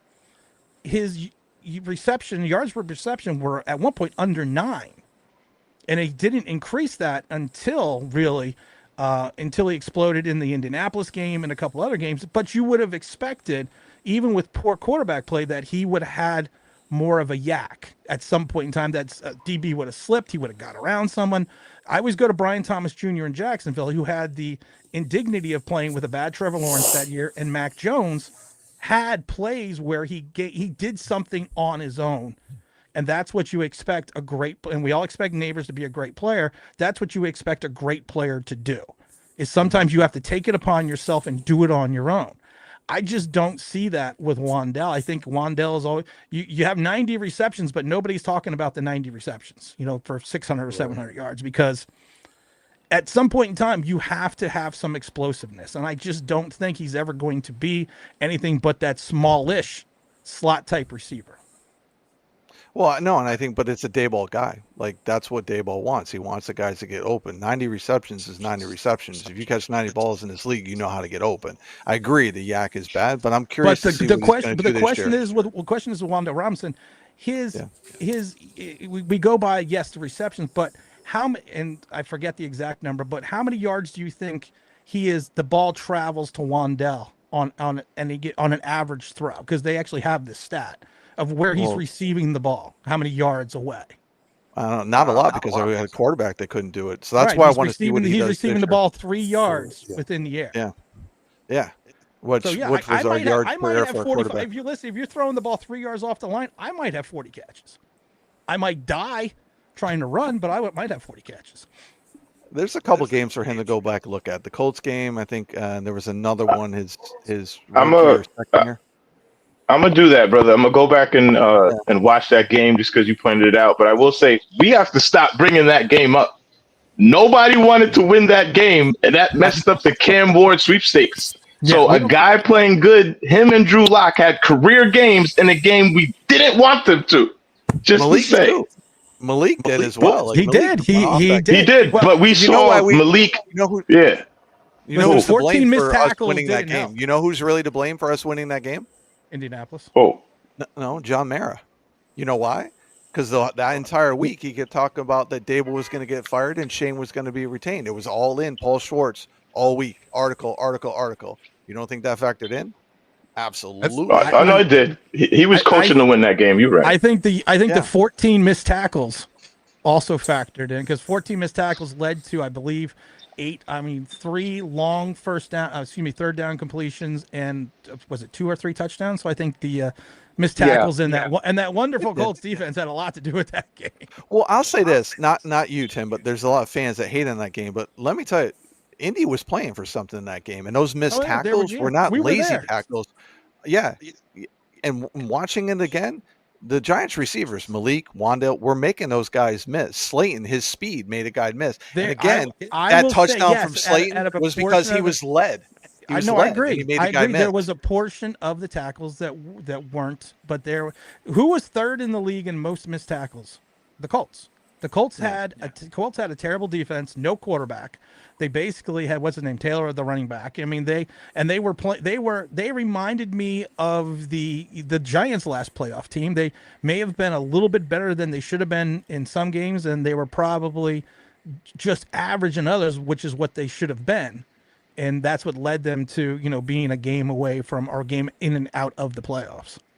Well, the other thing you look at too is that our quarterbacks were like taking chances. Like Locke threw a 50-50 ball to Neighbors. He was leading guys. Like regardless of who it was against, like he was doing things he didn't do against other bad teams too. Like Carolina's not a great defense, and people weren't doing things. Locke and other bad defense because they traded Brian Burns. Right. There you go. Traded their best defensive player. Right. Greg, I have to get to Greg here. Greg, this has been the best show in a while. Good contrast. Appears to be more open to views while keeping you more authentic. Greg, fuck you. So was that a compliment? I don't. That's how he does. Like, you know how he does with compliments. Greg, we're gonna put you in timeout, Greg. Greg is in timeout for being stupid. Joker. It's amazing that we have 12,000 subscribers. It really is. We probably have about 24,000, but I get rid of half of them because I just can't deal with it. All right, guys, it's 12:08. I want to do a quick round table, and I want to make sure we also get to the chat as we can. No, I can't. I'm going to do the chat tomorrow, but I want to do a quick round table right here. So with their final questions, everyone's been a little quiet, and I'm calling you Stoner, not Stone Philosophy. So I'm gonna start with you because you were on first and you were the most quiet. Do you have anything that you would like to close out with? Do you have any questions for the group? This is, as we said before, this is your chance to shine, so don't fuck it up. Well, I'll just end it on this note. I think this season is going to be interesting because I think the Giants offense is going to go as far as Wilson takes them, because you're going to have to rely on Russell Wilson to get you to the playoffs, not your rookie quarterback. And as soon as you put Jackson Dart in, you're waving the I guess you could say Flag. white flag on the season in terms of we want to win this season. You know you're not going to But win when you put the rookie in. You know what I mean? And that's kind of racist though. how's that racist? You waving the white flag. Oh, okay. Hey, You man, I know don't we're make on the the rules Believe up. Network now, man. We gotta calm down. But no, I mean, Come on. I think Wilson really is the best hope that we have to make the playoffs this season. And I'm gonna stick up for Wilson because I know Tim, you've been doodling on him for a minute. I will say I this. have not been doodling. Listen, I saw Russell Wilson at the draft. And I still think that Russell Wilson ate Sierra not a good way. Because that man is a little bit bigger than he was in Hey, you're Pittsburgh. on Believe Network. Watch your Oh, language. That's what she said. I forgot. I'm sorry. But I'm a little worried. I keep showing the pictures. Russell Wilson is a little bigger than he was end of year Pittsburgh Russell Wilson. And yes, listen, in the offseason, everyone blows up. Something, well, not really. Not back in the day, that they were not now. But I'm just saying, and I saw his throws in that crowd. I was a little concerned. Just throwing that out there. Well, I'm gonna end by saying this about the way his Pittsburgh season ended. I noticed that his play did get worse towards the end of the season with Pittsburgh, but that correlated with or coincided with the hamstring injury to George Pickens, because they didn't really have any other real receiving options outside of George Pickens. That's a So good he point. goes down there. I think they play the Bengals, who they beat the time before, I think, or at least it was a really close game. But then without George Pickens, they can't even really contend with the offense that the Bengals have. And then they lose another game, I think, to the Ravens. It just got bad. But they had no offense without George Pickens, which says a lot. That says a lot. So What do you think the record is with Russell Wilson? the very, very best I think we can hope for is 8 to 9 wins. And that's if everything goes amazing. If Russell Wilson plays the entire season, he doesn't play a Kurt Warner where where the Giants are 7-6 and they bring in Eli Manning. What do you think the worst case scenario is if Russell Wilson starts the entire season? 2-3 wins. Bad. LJ Real dropped bad. off before I could get to you. LJ dropped off, but so you're saying 2-3 wins? Okay. At worst, yeah. All right. Well, I've said it before. I see 5 wins right now, but again, we're projecting in May. So I mean, I don't, like I said, we don't know what's going to happen during training camp. We don't know who's going to blossom. We don't know who's going to, who's going to flame out. We don't know who else is going to be on the roster. So we have to kind of just wait. Everyone has the optimism in May, so we got to keep that optimism in May for right now. Most definitely. Well, I appreciate you coming on, my friend. You're always welcome. You know that I'm going to drop you off because I want to make sure we get to everyone their final questions. And as always, thank you for tuning in and thank you for following this crap for as long as you have. Y'all have a great day, man. All right, man. You too. You too, brother. All right. Slider, call the ball. Slider, you're up. What's your final question, or do you have a final thought? Do you have anything else you want to add to the Joker? Well, for you guys, this is for you two Knicks fans. What are you guys gonna do against the Pacers, man? You are down 2-0. Are the Pacers that good, or did they just luck out? Are you really bringing that up right now, Slider? Really, Damn it. man, I would Wonka you, but I can't shocked. find the button. I was shocked, though. I was shocked. Listen, I thought you were gonna win the first Knicks, 2 games. You know what? The Knicks, if you look at that first game, the Knicks did what they needed to do to win. The problem is you can't stop someone. Sometimes the Halliburton shot went up 97,000 feet in the air and came back down in the basket. How many times is that going to happen? And like I said, game 2, well, game 1, yeah, you know what? They hit the threes. That's not going to happen. What's his name? The Naismith. He can't. What do you think that's really gonna? That's really gonna happen again? And yesterday or 2 days ago, I think a lot of that had to do with Tibbs. You can't play Cat only 28 minutes and play another 20 with Mitchell Robinson and expect you to get any offense out of it. And his rotational play, and you can't sit Brunson for as long as he did. And you rode these guys for 48 minutes a night for 82 games, and now in the playoffs where you potentially have only 10 games left, you decide, you know what? They look tired. They need a rest. No, you run them into the ground because that's what got you there. I think they win today. Yeah, I think when he subbed Cat out, I was all like, that's going to come back and bite him, and it did. Like It it was did. only for like a minute or two or whatever, and I was like, "What are you doing?" Cat only played 28 So, minutes yeah. last game. 28 minutes. Out of a pot of 48, he played 28 minutes. Oh man. He averages 36 minutes a night, and we just decided, he needs a blow. He'll be all right. We'll win. We're not. It sounds like we're down 0-1. Oh. Can you guys? So do you think you guys can even it up? Of course We're going to win the series, Slider. We're going to win, Slider. All right, I'll be watching. All right, Slider. man. I'm gonna drop I'm you off, off. brother. Peace. I appreciate you coming on, man, as always. You can say so long now. he just left. James, here's the story. It's always then there was three. Then there was three. And then there was three. James, last final thought. And what do you think about tonight, 8:00? You got the Mets out. We had the big win against LA yesterday. You see, I got all my teams. I got the Giants. I saw the Giants. I saw the Giants. My other two. I got all my teams here except for Buckeyes. We don't need to talk about them right now. But well, Will Howard is in Pittsburgh. Knicks are going to win the series. I've said that before. That's it. I don't have it. I'm not going to waste time talking about that right now. But my question, real quick, is to Joker, since we got him here, new brother. When did you become a Giants fan? I know for me, it was the 1990 season. Obviously we know what happened, but that was probably the first time watching football where I could somewhat understand what's going on and have an appreciation for it and the players. And obviously us winning the Super Bowl, for me, that was big. But for you, brother, I know you have your channel, which we need to go support. Hit that like button. Go support our new brother. But when did you become a Giants fan? New York Giants Rush. And also give out your Twitter handle again, because I would. Go ahead. I would put it in the banner thing, but that's I would have to type. Yeah, you're fine. You're good. So it's New York Giants Rush on YouTube, NewYorkGiantsRush.com. We have a website. We do articles as well. My Twitter handle is JokerSean37. So SHAWN, JOKER, SHAWN 37 on Twitter. So yeah, give a like, give a follow. Appreciate it. All right. So when did you become a Giant fan? I was born into it. I didn't have a choice. My father was a huge Giants fan. He goes back. He was a big Sam Huff fan back in the days. So really from birth. But my first memories were probably that I can think back to. I was like 5 or 6 years old, really liking them. I'm fortunate and blessed that I've been able to see Lawrence Taylor's entire career, which was incredible. But yeah, no, I was born into it. I really didn't have a choice on any other team, which I'm glad, because I absolutely love the Giants. I bleed blue. Absolutely bleed blue. I'm a huge diehard fan of the Giants. And yeah, so as far back as I can remember.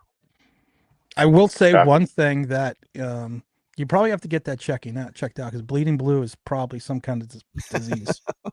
Just throwing that out there. Aspie says, "What is this? ESPN now?" Yes, man. This is professionalism at its finest. We also have the fair saying, "The great show as always. We're going undefeated according to Talking Giants." No, I can't get angry. This is like a guest coming to my house. I can't do what I would normally do. So no, we're not falling into that trap. Like that, great job. At least not the first visit. Not the first visit. Not the first visit. Like, come on. Yeah. If he's ease me in. That's fine. To come back. I will come back on again. You got some good stuff. Yeah. Some good stuff.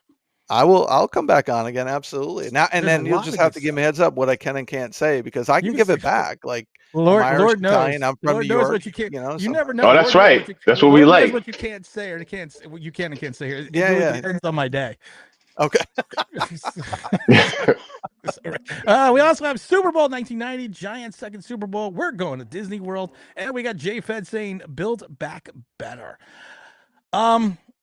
Yeah. All right, guys. We went a little longer than we needed to. That's what she said. But I do want to thank you for coming on, Mr. Joker. I do appreciate it. And those that do not know, we are also joking. Make sure you go to NY Giants Rush or just Giants Rush, and there you could find them on YouTube. You can find them on Twitter. They have the Monday show at 7 p.m. every Monday. 7:30. Sorry. 7:30. I'm sorry. Oh, because coincidentally, we're starting a new show on Monday at 7.